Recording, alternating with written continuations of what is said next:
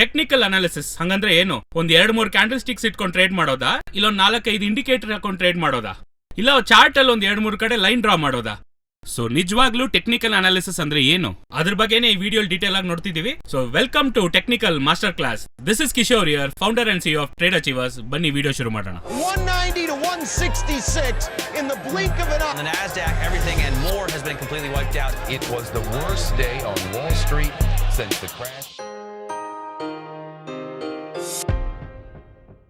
All right guys, ಇವಾಗ ನಾವ್ ಏನ್ ನೋಡ್ತಿದೀವಿ ಅಂದ್ರೆ what is technical analysis.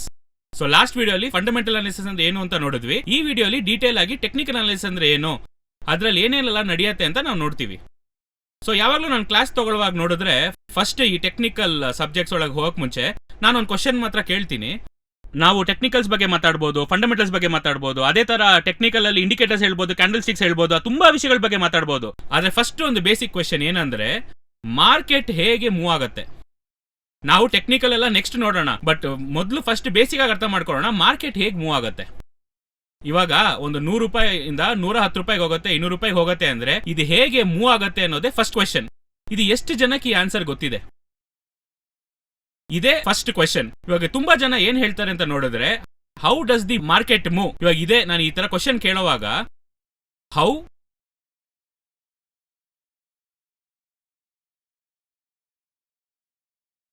So first ಈ ಕ್ವಶನ್ ಜ್ಞಾಪಕ ಇಟ್ಕೊಳ್ಳಿ, ನೀವು ಬೇಕಂದ್ರೆ ಬರ್ದಿಟ್ಕೊಳ್ಳಿ. This gonna be a master class ತರ ತಗೊಂತಾ ಇದ್ದೀನಿ. ನಾನು ಹೇಗೆ ನಾರ್ಮಲ್ ಆಗಿ ಕ್ಲಾಸ್ ತಗೊಂತಾ ಇದ್ದೀನಿ ಅಂತ ನೀವು ಇಲ್ಲಿ ನೋಡ್ತೀರಾ. ಸೊ ಹೇಗೆ ಒಂದು ಮಾರ್ಕೆಟ್ ಮೂವ್ ಆಗುತ್ತೆ. ಇವಾಗ ನಾ ಇದು ಕೇಳೋವಾಗ ತುಂಬಾ ಜನ ಆನ್ಸರ್ ಮಾಡುವಾಗ ಏನ್ ಹೇಳ್ತಾರೆ ಅಂತ ನೋಡಿದ್ರೆ ಒಂದು demand and supply. So next ಕೆಲವು ಜನ ಏನ್ ಹೇಳ್ತಾರೆ ಅಂದ್ರೆ ನಮ್ ವಿಡಿಯೋಸ್ ಎಲ್ಲ ನೋಡಿದಿರೋರು, ಸೊ ಇನ್ಸ್ಟಿಟ್ಯೂಷನ್ ಮೂವ್ ಮಾಡ್ತಾರೆ.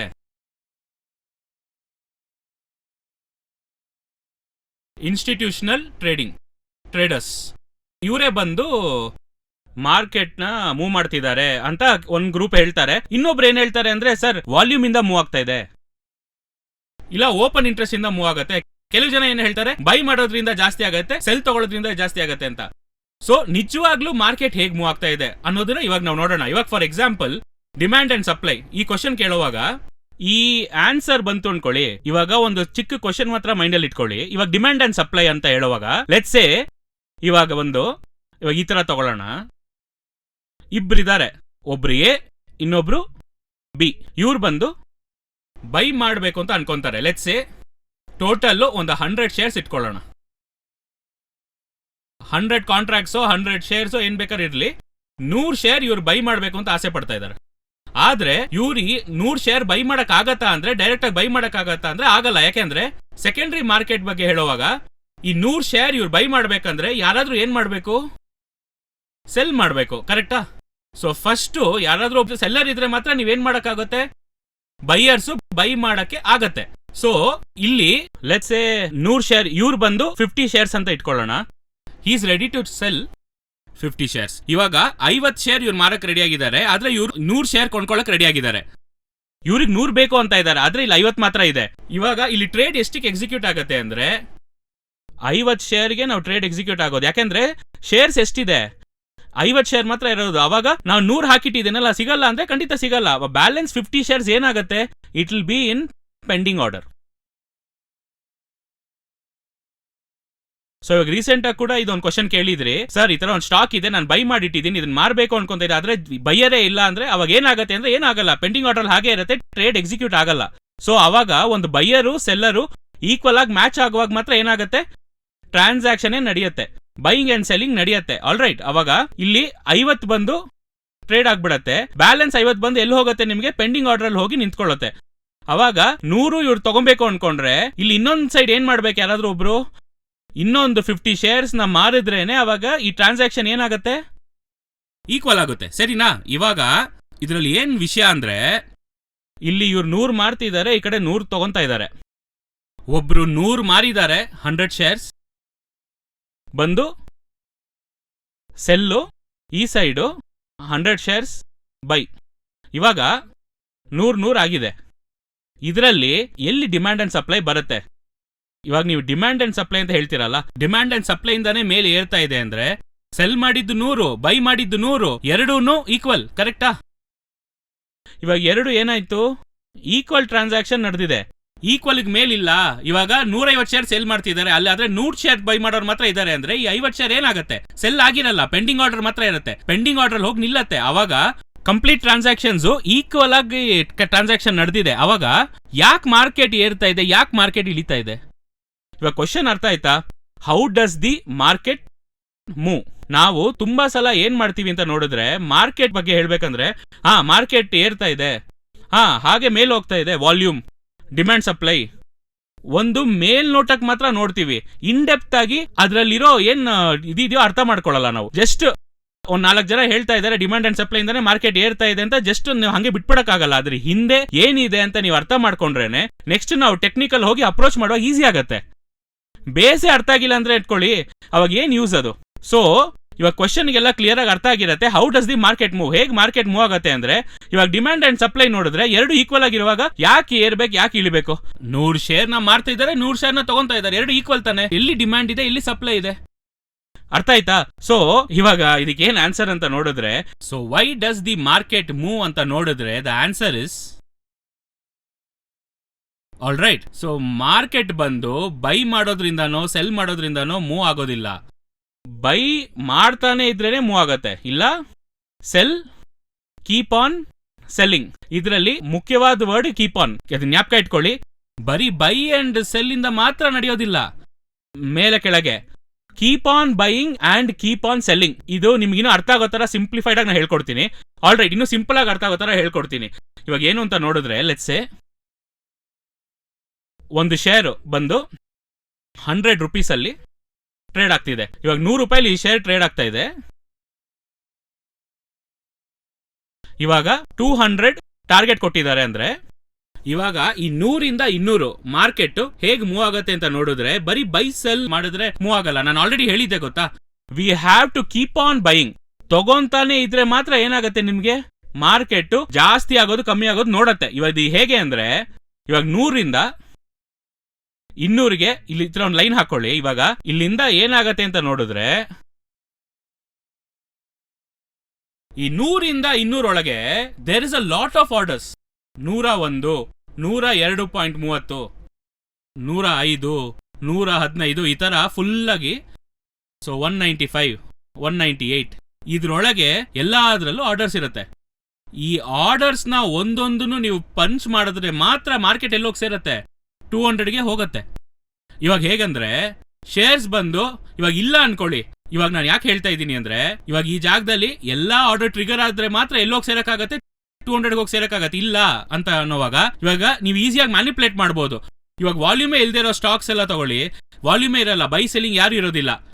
ಇದೇ ಮುಖ್ಯವಾಗಿ ಈ ಟಿಪ್ಸ್ ಬರುತ್ತೆ ಗೊತ್ತಲ್ವಾ, ಈ ಮೊಬೈಲ್ ಅಲ್ಲಿ ಬಂದು ಜಾಕ್ ಪಾಟ್ ಕಾಲ್, ಈ ಸ್ಟಾಕ್ ತಗೊಳ್ಳಿ, ಇಟ್ ಹ್ಯಾಸ್ ರಿಸನ್, ಇಷ್ಟು ದೂರ ಪರ್ಸೆಂಟೇಜ್ ಏರಿದೆ, ಅದಾದ್ಮೇಲೆ ಇದೇ ಟಾರ್ಗೆಟ್ ಅಂತ ಏನ್ ಹೇಳ್ತಾರೆ ಅಂತ ನೋಡಿದ್ರೆ, ಒಂದು ಪೆನಿ ಸ್ಟಾಕ್ ಕೊಟ್ಟಿರ್ತಾರೆ. ಏನು ಅಂದ್ರೆ 5 ರೂಪೀಸ್ ಇನ್ವೆಸ್ಟ್ಮೆಂಟ್ ಸ್ಟಾಕ್ ಬಂದು ಇವಾಗ ಎಷ್ಟೋಗಿದೆ ಅಂತ ನೋಡಿದ್ರೆ ಆಲ್ಮೋಸ್ಟ್ 10 ರೂಪೀಸ್ ಆಗಿದೆ, ಹತ್ರ ಡಬಲ್ ಆಗಿದೆ, in period of few months double ಆಗಿದೆ ಅಂತ ಹೇಳಿ ಈ ತರ ಪೆನಿ ಸ್ಟಾಕ್ ಕಾಲ್ಸ್ ಎಲ್ಲ ನಿಮಗೆ ಈ ತರ ಟಿಪ್ಸ್ ಎಲ್ಲ ಬರುತ್ತೆ.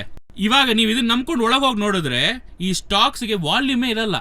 ಇವ್ರು ಏನ್ ಮಾಡ್ತಾರೆ ಅಂತ ನೋಡಿದ್ರೆ, ವಾಲ್ಯೂಮ್ ಇಲ್ದಿರೋ ಸ್ಟಾಕ್ಸ್ ನ ಈಸಿಯಾಗಿ ಮ್ಯಾನಿಪುಲೇಟ್ ಮಾಡ್ಬೋದು. ಹೇಗೆ ಮ್ಯಾನಿಪುಲೇಟ್ ಮಾಡ್ಬೋದು ಅಂತ ನೋಡಿದ್ರೆ, ಇವ್ರು ಬಂದು ಲೆಟ್ಸೆ ಈ ಜಾಗದಲ್ಲಿ 100 ಶೇರ್ ಇಟ್ಟಿದ್ದಾರೆ 5 ರೂಪಾಯಲ್ಲಿ, 10 ರೂಪಾಯಿ ಆಯ್ತು, ಆದ್ರೆ ಯಾರು ತಗೊಳಕ್ಕೆ ಬಯರ್ಸ್ ಇಲ್ಲ. ಇವ್ರು 100 ಶೇರ್ ಹೋಲ್ಡ್ ಮಾಡಿದ್ದಾರೆ, ಆದ್ರೆ ಇವ್ರು ಡಬಲ್ ಆಗಿದ ತಕ್ಷಣ ಮಾರ್ಬೇಕಂದ್ರೆ, ನಾನು ಮುಂಚೆನೆ ಹೇಳಿದ ತಕ್ಷಣ ಮಾರ್ಬೇಕಂತ ಯಾರಾದ್ರೂ ಏನ್ ಮಾಡ್ಬೇಕು, ಕೊಂಡ್ಕೋಬೇಕು. ಅವಾಗ ಕೊಂಡ್ಕೊಳ್ಳಕ್ಕೆ ಬಯರ್ಸ್ ಹುಡುಕ್ತಾರೆ. ಅವಾಗ ನಿಮಗೆ ಮೆಸೇಜ್ ಬರುತ್ತೆ SMS ಅಲ್ಲಿ, ಏನಂತ, next target 25 rupees, 150 times return ಬರುತ್ತೆ ಅಂತ ಹೇಳುವಾಗ ಜನರನ್ನ ಪುಲ್ ಮಾಡ್ತಾರೆ ಒಳಗೆ.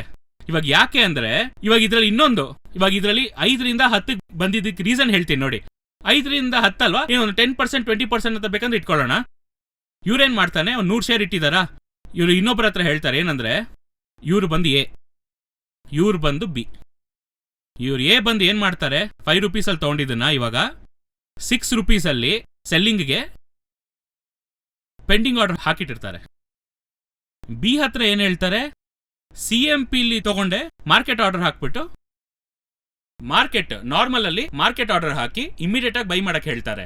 ಬೈ ಮಾಡಿದ್ರೆ ಆಟೋಮ್ಯಾಟಿಕ್ ಆಗಿ ಟ್ರೇಡ್ ಎಲ್ಲಿ ಎಕ್ಸಿಕ್ಯೂಟ್ ಆಗತ್ತೆ ಅಂತ ನೋಡಿದ್ರೆ, ಮಧ್ಯದಲ್ಲಿ 5ರಿಂದ 6ಗೆ ಬೈಯರ್ಸು ಇಲ್ಲ, ಸೆಲ್ಲರ್ಸು ಇಲ್ಲ, ಯಾರು ಇಲ್ಲ, ಖಾಲಿಯಾಗಿರೋ ಸ್ಟಾಕ್ ನ 5 ಇಂದ CMP ಹಾಕಿ ಇವರು ಟ್ರೇಡ್ ತಗೊಂಡ್ರೆ ಇವ್ರು ಏನ್ ಪ್ರೈಸ್ ಕೊಟ್ರೇನು ನಾನು ತಗೊಳಕ್ ರೆಡಿ ಅಂತ CMP ಹಾಕ್ಬಿಟ್ಟು ಮಾರ್ಕೆಟ್ ಅಲ್ಲಿ ಹಾಕಿದ್ರಿ ಅನ್ಕೊಳ್ಳಿ, ಆಟೋಮೆಟಿಕ್ ಆಗಿ 6 ರೂಪೀಸ್ ಇವ್ರು ಏನ್ ಮಾಡ್ತಾರೆ, ಬೈ ಮಾಡ್ಬಿಡ್ತಾರೆ. ಅವಾಗ ಆಟೋಮೆಟಿಕ್ ಆಗಿ ಇವ್ರಿಗೆ ಏನ್ ಪ್ರೈಸ್ ಆಗುತ್ತೆ, ಇವಾಗ ಚಾರ್ಟ್ ನೋಡಿದ್ರೆ ಏನಾಗಿರುತ್ತೆ ಅಂದ್ರೆ ಇಲ್ಲಿ 5 ರೂಪಾಯಿ ಇರುತ್ತೆ. ನೆಕ್ಸ್ಟ್ ಸ್ಟ್ರೋಕೆ ನೆಕ್ಸ್ಟ್ ಚಾರ್ಟ್ ಏನ್ ತೋರ್ಸತ್ತೆ, ಒಂದೇ ಒಂದು ಗ್ರೀನ್ ಕ್ಯಾಂಡಲ್ ಸ್ಟ್ರೈಟ್ ಆಗಿ 6 ರೂಪೀಸ್ ಅಲ್ಲಿ ಇರುತ್ತೆ. ಈ ತರ ಚೇಂಜ್ ಮಾಡಿ ತಗೊಂಡ್ಬಂದು ಯಾವ ಪ್ರೈಸ್ ಅಲ್ಲಿ ನಿಲ್ಸಿರ್ತಾರೆ, 10 ರೂಪಾಯಲ್ಲಿ ನಿಲ್ಸ್ಬಿಟ್ಟು ಇವಾಗ now they want to sell their shares, ತಗೊಂಡೋಗಿ ಯಾರ ತರ ಮಾರಿದ್ರೆ ಮಾತ್ರ ಇವ್ರು ಹಾಕಿದ ದುಡ್ಡು ಡಬಲ್ ಆಗಿ ಬರಕಾಗೋದು. ಇವಾಗ ಜನರನ್ನ ಹಿಡಿದು ಇವಾಗ ಜನರಿಗೆ ಏನ್ ಮಾಡ್ತಾರೆ, ಮಾರ್ಕೆಟ್ ಆರ್ಡರ್ ಅಲ್ಲಿ ಬೈ ಮಾಡಿ ಸರ್ ಅಂತ ಹೇಳಿದಾಗ ಇವ್ರ ಪೆಂಡಿಂಗ್ ಆರ್ಡರ್ ಬಂದು 10 ರೂಪಾಯಿ 20 ಪೈಸೆ ಅಂತ ಹಾಕಿಟ್ಟಿರ್ತಾರೆ. ಹಿಟ್ ಆದ ತಕ್ಷಣ ಇವ್ರ ಶೇರ್ಸ್ ಇಲ್ಲಿ ಬಂದು ಇವರು ಬೈ ಮಾಡ್ತಾರೆ. ಅವಾಗ ಇವ್ರು ಏನ್ ಮಾಡ್ತಾರೆ, ಎಲ್ಲದನ್ನು ಸೇಲ್ ಮಾಡಿ ಆಚೆ ಬಂದ್ಬಿಡ್ತಾರೆ. ಸೊ ಈ ತರನೇ ಬಂದು ಏನ್ ಹೇಳೋದು, ವಾಲ್ಯೂಮ್ ಇಲ್ದೇ ಇರೋ ಸ್ಟಾಕ್ಸ್ ನ ಬಂದು ಮ್ಯಾನಿಪುಲೇಷನ್ ಈಸಿಯಾಗಿ ನಡೆಯುತ್ತೆ. ಅದರಿಂದಾನೇ ನಾವು ಮೋಸ್ಟ್ಲಿ ವಾಲ್ಯೂಮ್ ಇಲ್ದಿರೋ ಸ್ಟಾಕ್ಸ್ ನ ಅವಾಯ್ಡ್ ಮಾಡಬೇಕು ಅಂತ ಹೇಳೋದು, ರೈಟ್? ಇವಾಗ ವಾಲ್ಯೂಮ್ ಇರೋ ಸ್ಟಾಕ್ಸ್ ಯಾವ್ದು ಅಂತ ನೋಡಿದ್ರೆ, ಇವಾಗ ನಿಫ್ಟಿ 50 ತಗೊಳ್ಳಿ ಬೇಕಂದ್ರೆ, ಅದರಲ್ಲಿ ಒಂದು ಮೇಜರ್ ಸ್ಕ್ರಿಪ್ಟ್ ತಗೊಂಡ್ರೆ ಎಲ್ಲಾದ್ರಲ್ಲೂ ವಾಲ್ಯೂಮ್ ಇರುತ್ತೆ. ಇವಾಗ 100ರಿಂದ 101ಕ್ಕೆ ಹೋಗೋಷ್ಟೊತ್ತಿಗೆ ಇಲ್ಲೇ ವಾಲ್ಯೂಮ್ ಇರುತ್ತೆ. ಹತ್ತತ್ರ ನಿಮಗೆ 50,000 ರೂಪಾಯಿ ಶೇರ್ಸ್ ಟ್ರೇಡ್ ಅಲ್ಲಿ ಇರುತ್ತೆ. ಅವಾಗ ಇದನ್ನೆಲ್ಲ ದಾಟಿ ಹೋದ್ರೇನೆ ಈ 100ರಿಂದ 200 ರೂಪಾಯಿ ಹೋಗಕ್ಕಾಗೋದು. ಒಂದೊಂದು ಶೇರು ಎಲ್ಲ ಫಿಲ್ ಮಾಡಿದ್ರೆ ಏನಾಗುತ್ತೆ, ಮಾರ್ಕೆಟ್ ಮೇಲ್ ಹೋಗಕ್ಕಾಗತ್ತೆ.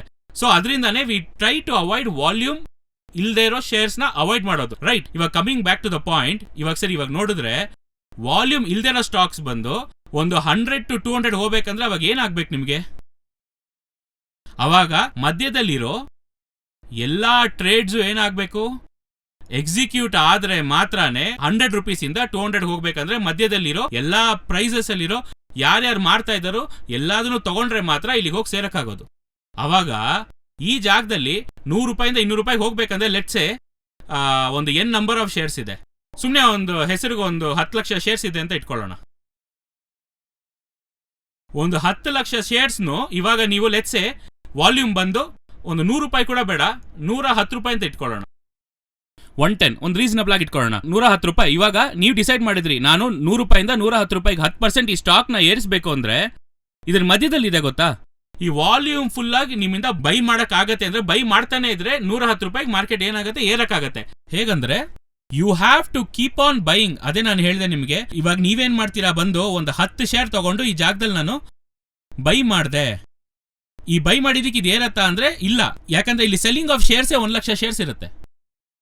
ಅವಾಗ ಅದ್ರಲ್ಲಿ ಬಂದು ನೀವು ಬರೀ 10,000 ತಗೊಂಡು ಬೈ ಮಾಡಕ್ಕಾಗತ್ತೆ ಅಂದ್ರೆ ಒಂದು ರಿಟೇಲ್ ಟ್ರೇಡ್ ಇಂದ ಏನ್ ಮಾಡಕ್ಕಾಗಲ್ಲ, ಮೇಲೆ ಏರ್ಸಕ್ ಆಗಲ್ಲ. ಅವಾಗ it is about keeping on buying. ಅದಕ್ಕೆ ಹೇಳೋದು, ಇಲ್ಲೊಂದು ಶೇರ್ ನ ಬಂದು ಹೇಗೆ ಮಾರ್ಕೆಟ್ ಏರತ್ತೆ ಅಂತ ನೋಡಿದ್ರೆ, ಒಬ್ರು ಎಷ್ಟು ಕೊಟ್ರೇನು 100 ಕೊಡ್ತೀಯಾ ತಗೊಂತೀನಿ, 101 ಕೊಡ್ತೀಯಾ ತಗೊಂತೀನಿ, 102 ಹೇಳ್ತೀಯಾ ತಗೊಂತೀನಿ, 105 ಹೇಳ್ತೀಯಾ ತಗೊಂತೀನಿ, 106 ಹೇಳ್ತೀಯಾ ತಗೊಂತೀನಿ, 110 ತಗೊಂತಾನೆ ಇದ್ರೆ ನಿಮ್ ಪ್ರೈಸ್ ಏನಾಗತ್ತೆ, ನಿಮ್ಗೆ ನೆಕ್ಸ್ಟ್ ಅಂತ ಜಂಪ್ ಆಗಿ ಈ ಪ್ರೈಸ್ಗೆ ಹೋಗತ್ತೆ. ಅವಾಗ ಇಷ್ಟು ಮಟ್ಟಕ್ಕೆ ವಾಲ್ಯೂಮ್ಗೆ ತಗೊಳಕ್ಕೆ ಟ್ರೇಡರ್ಸ್ ಇದಾರಾ?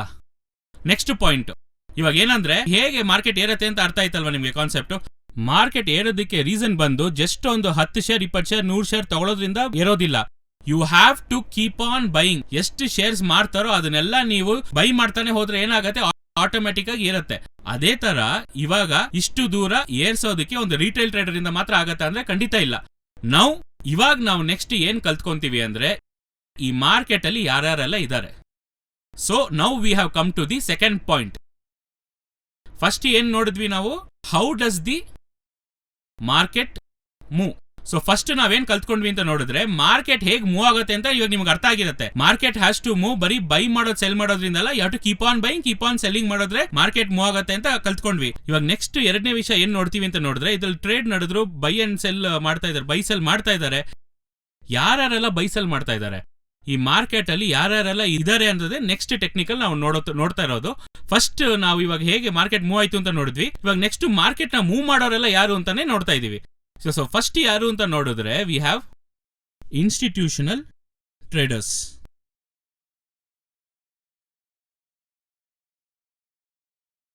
ಸೆಕೆಂಡ್ ಯಾರು ಅಂದ್ರೆ, we have professional traders. Third one ಯಾರು ಅಂದ್ರೆ, ರಿಟೇಲ್ ಟ್ರೇಡರ್ಸ್.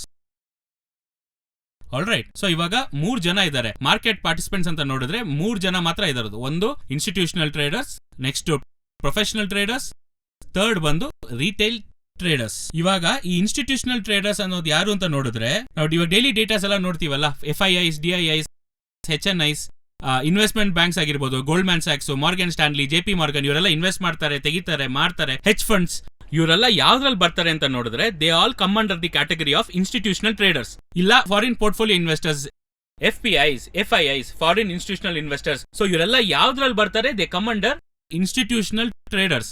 ಇವಾಗ ಇವರೆಲ್ಲರಿಗೂ ಏನೇನ್ ಡಿಫ್ರೆನ್ಸ್ ಇದೆ ಅಂತ ಇವಾಗ ನಾವು ನೋಡ್ತಾ ಇರೋದು. ಸೊ ಫಸ್ಟ್ ಇನ್ಸ್ಟಿಟ್ಯೂಷನಲ್ ಟ್ರೇಡರ್ಸ್ ಅಂದ್ರೆ ಅವ್ರ ಕ್ವಾಲಿಟಿ ಏನು ಅಂತ ನೋಡೋಣ.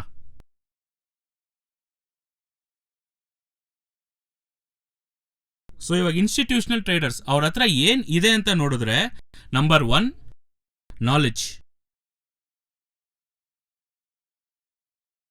And information. Their key of making money is knowledge and information. Institution ಹತ್ರ ಏನ್ ಇರುತ್ತೆ ಅಂದ್ರೆ, ಇವಾಗ ನಮಗ್ ಬಂದು ಒಂದು ನ್ಯೂಸ್ ಬರುತ್ತೆ, ಆದ್ರೆ ಇನ್ಸ್ಟಿಟ್ಯೂಷನ್ ಮುಂಚೆನೆ ಅದು ಗೊತ್ತಾದ ಮೇಲೆ ನಮಗ್ ಅದು ನ್ಯೂಸ್ ಆಗಿ ಬರೋದು. ಸೊ ಈ ತರ ಡೇಟಾಸು, ಇನ್ಫಾರ್ಮೇಶನ್ಸ್ ಮುಂಚೆನೆ ಯಾರಿಗೆ ಗೊತ್ತಿರುತ್ತೆ, ಇನ್ಸ್ಟಿಟ್ಯೂಷನಲ್ ಲೆವೆಲ್ ಆಫ್ ಟ್ರೇಡರ್ಸ್ಗೆ ಗೊತ್ತಿರುತ್ತೆ. ಎರಡನೇದು, ದೇ ಹ್ಯಾವ್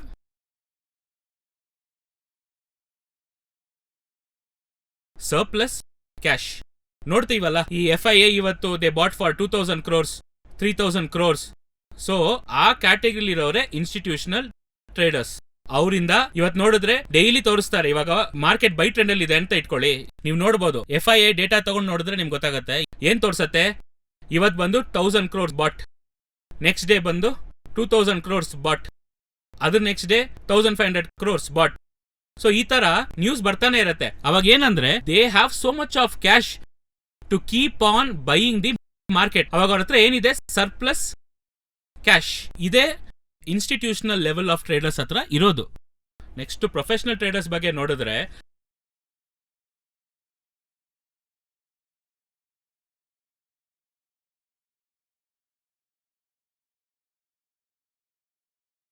ಒಂದು ಪ್ರೊಫೆಷನಲ್ ಟ್ರೇಡರ್ ಹತ್ರ ಏನಿರತ್ತೆ ಅಂದ್ರೆ, they have knowledge and information. Information ಜಾಸ್ತಿ ಇಲ್ಲ ಅಂದ್ರೂ at least they have knowledge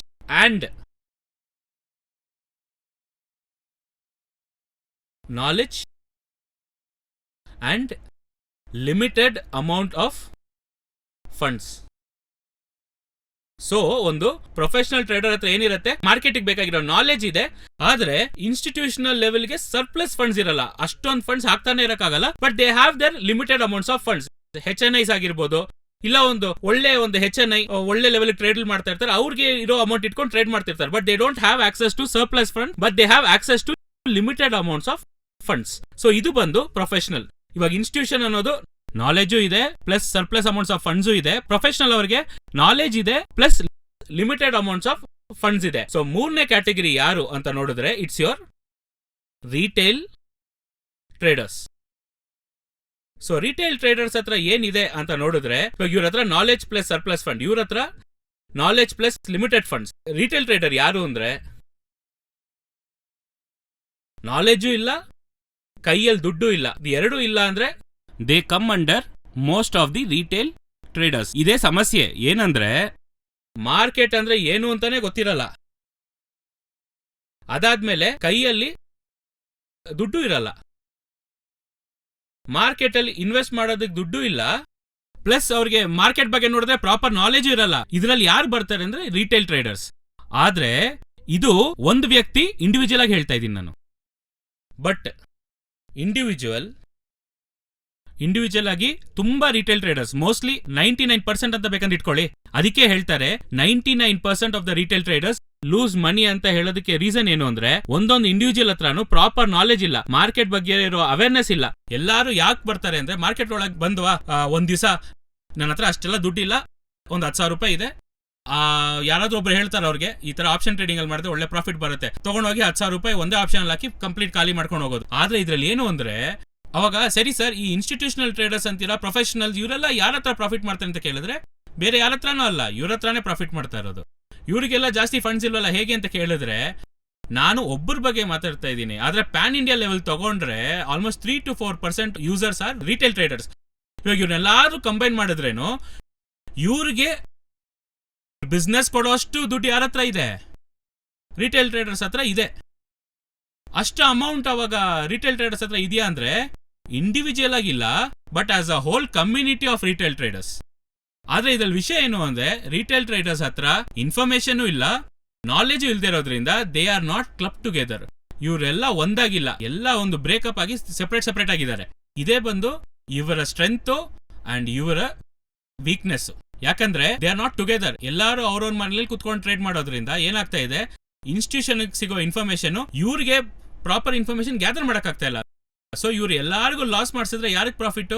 institution profit ಮಾಡಕ್ ಆಗತ್ತೆ. So somebody's losses are somebody's profit. ಅವಾಗ ರಿಟೇಲ್ ಟ್ರೇಡರ್ ಲಾಸ್ ಮಾಡ್ಕೊಂಡ್ರೆ ಯಾರಿಗೆ ಪ್ರಾಫಿಟ್?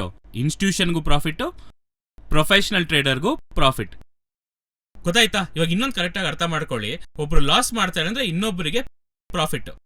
ಇವಾಗ ನೀವೇನ್ ಯೋಚನೆ ಮಾಡ್ತೀರಾ? ಟ್ರೇಡ್ ಮಾಡೋರು ಎಲ್ಲರೂ ಏನ್ ಯೋಚನೆ ಮಾಡ್ತೀವಿ, ನಾವು ಪ್ರಾಫಿಟ್ ಮಾಡ್ಬೇಕು ಅಂತ ಯೋಚನೆ ಮಾಡ್ತೀವಿ. ಆದ್ರೆ ನಾವೇನ್ ಮಾಡೋದಿಲ್ಲ ಅಂದ್ರೆ ಲಿಟ್ರಲ್ ಆಗಿ ನನ್ನ ಪಕ್ಕದಲ್ಲಿರೋರಿಗೆ ಲಾಸ್ ಮಾಡಿ ಅವ್ರ ದುಡ್ಡು ನನಗೆ ಬರುತ್ತೆ ಅಂತ ನಾವು ಯೋಚನೆ ಮಾಡಲ್ಲ. ನಾವೇನ್ ಅನ್ಸುತ್ತೆ ಅಂದ್ರೆ ನಾವು ಹಾಕೋ ಅಮೌಂಟ್ಗೆ ಎಲ್ಲೋ ಒಂದ್ ಕಡೆ ಲಾಸ್ ಆಗುತ್ತೆ, ಅದಕ್ಕೆ ನಮಗ್ ಸಮಸ್ಯೆ ಇಲ್ಲ, ನಮಗ್ ಪ್ರಾಫಿಟ್ ಬಂದ್ರೆ ಸಾಕು ಅಂತ ಯೋಚನೆ ಮಾಡ್ತೀವಿ. ಆದ್ರೆ ಇನ್ಸ್ಟಿಟ್ಯೂಷನ್ಸ್ ಆತರ ಅಲ್ಲ. ಹೇಗಪ್ಪ ಇವ್ರನ್ನ ಲಾಸ್ ಮಾಡಿಸ್ಬೋದು ಅಂತಾನೆ ಅವ್ರ ಮೇನ್ ಕೆಲ್ಸನೇ. ಸೊ ನಿಮ್ಮನ್ನ ಲಾಸ್ ಮಾಡಿಸಿದ್ರೇನೆ ಅವ್ರೇನ್ ಮಾಡಕ್ಕಾಗತ್ತೆ? ಪ್ರಾಫಿಟ್ ಮಾಡಕ್ಕೆ ಆಗತ್ತೆ. ಸೊ ಅದಕ್ಕೆ ಸರ್ಟನ್ ಸ್ಟ್ರಾಟಜೀಸ್ ಎಲ್ಲ ಅವ್ರು ಯೂಸ್ ಮಾಡ್ತಾರೆ. ಆ ಸ್ಟ್ರಾಟಜೀಸ್ ಎಲ್ಲ ಏನು ಅಂತ ಬರೋ ವಿಡಿಯೋಸ್ ಅಲ್ಲಿ ಇನ್ಸ್ಟಿಟ್ಯೂಷನಲ್ ಟ್ರೇಡಿಂಗ್ ಮೆಥಡ್ಸ್ ಮತ್ತೆ ಸ್ಟಾಪ್ ಲಾಸ್ ಹಂಟಿಂಗ್ ಅಂದ್ರೆ ಏನು ಅಂತ ನಾನು ಆ ವಿಡಿಯೋಸ್ ಅಲ್ಲಿ ಫ್ಯೂಚರ್ ವಿಡಿಯೋಸ್ ಅಲ್ಲಿ ನೋಡೋಣ.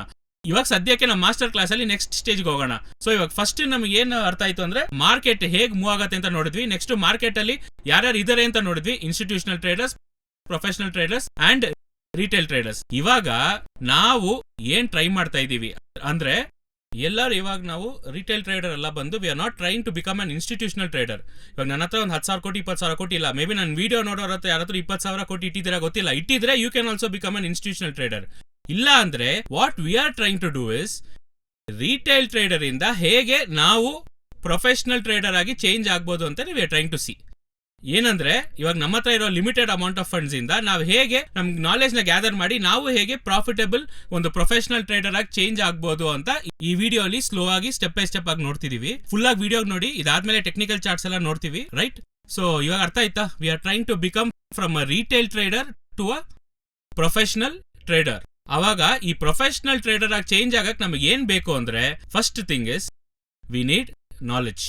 ಇದ್ರ ಬಗ್ಗೆನೆ ಈ ವಿಡಿಯೋ ಅಲ್ಲಿ ಫುಲ್ ಆಗಿ ನೋಡ್ತಾ ಇದೀವಿ. ಸೊ ನೆಕ್ಸ್ಟ್ ಏನು ಅಂದ್ರೆ ಒಂದು ಇನ್ಸ್ಟಿಟ್ಯೂಷನ್ ಹೇಗೆ ಬೈ ಮಾಡ್ತಾರೆ, ಅವ್ರಿಗಿರೋ ಮೆಥಡಾಲಜಿ ಏನು ಅನ್ನೋದೇ ಇವಾಗ ನಾವು ಇದನ್ನ ಕ್ಲಿಯರ್ ಆಗಿ ನೋಡೋಣ. So this brings to our next subject, ನಮ್ಮ ಥರ್ಡ್ ಸಬ್ಜೆಕ್ಟ್. ಅದೇನು ಅಂತ ನೋಡಿದ್ರೆ it is accumulation and distribution.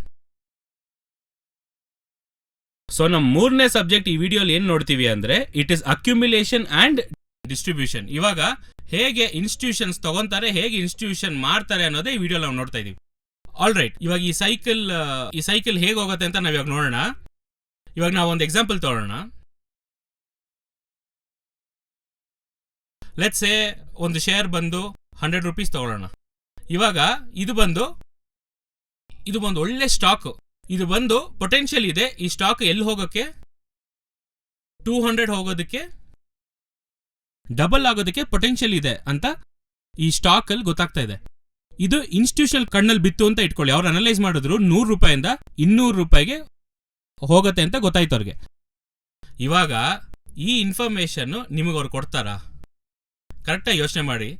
ಒಂದು ಇನ್ಸ್ಟಿಟ್ಯೂಷನ್ ಅನಲೈಸ್ ಮಾಡಿ 100 ರೂಪಾಯಿಂದ 200 ರೂಪಾಯಿಗೆ ಒಂದು ಸ್ಟಾಕ್ ಹೋಗುತ್ತೆ ಅಂತ ಗೊತ್ತಾಯ್ತಂದ್ರೆ ಈ ಪರ್ಟಿಕ್ಯುಲರ್ ಇನ್ಫಾರ್ಮೇಶನ್ ನ ಸ್ಟಾಕ್ ಮೇಲೆ ಏರತ್ತೆ ಅಂತ ನಿಮಗೆ ಹೇಳ್ತಾರಾ?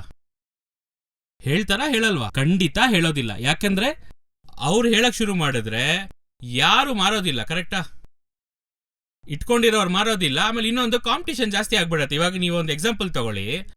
ಲೆಟ್ಸ್ ಸೇ ಇವಾಗ ನಾವು ಚೆನ್ನೈಯಲ್ಲಿ ನೋಡಿದ್ರೆ ಇವಾಗ ಚೆಂಗಲ್ಪಟ್ಟು ತಗೊಳ್ಳೋಣ.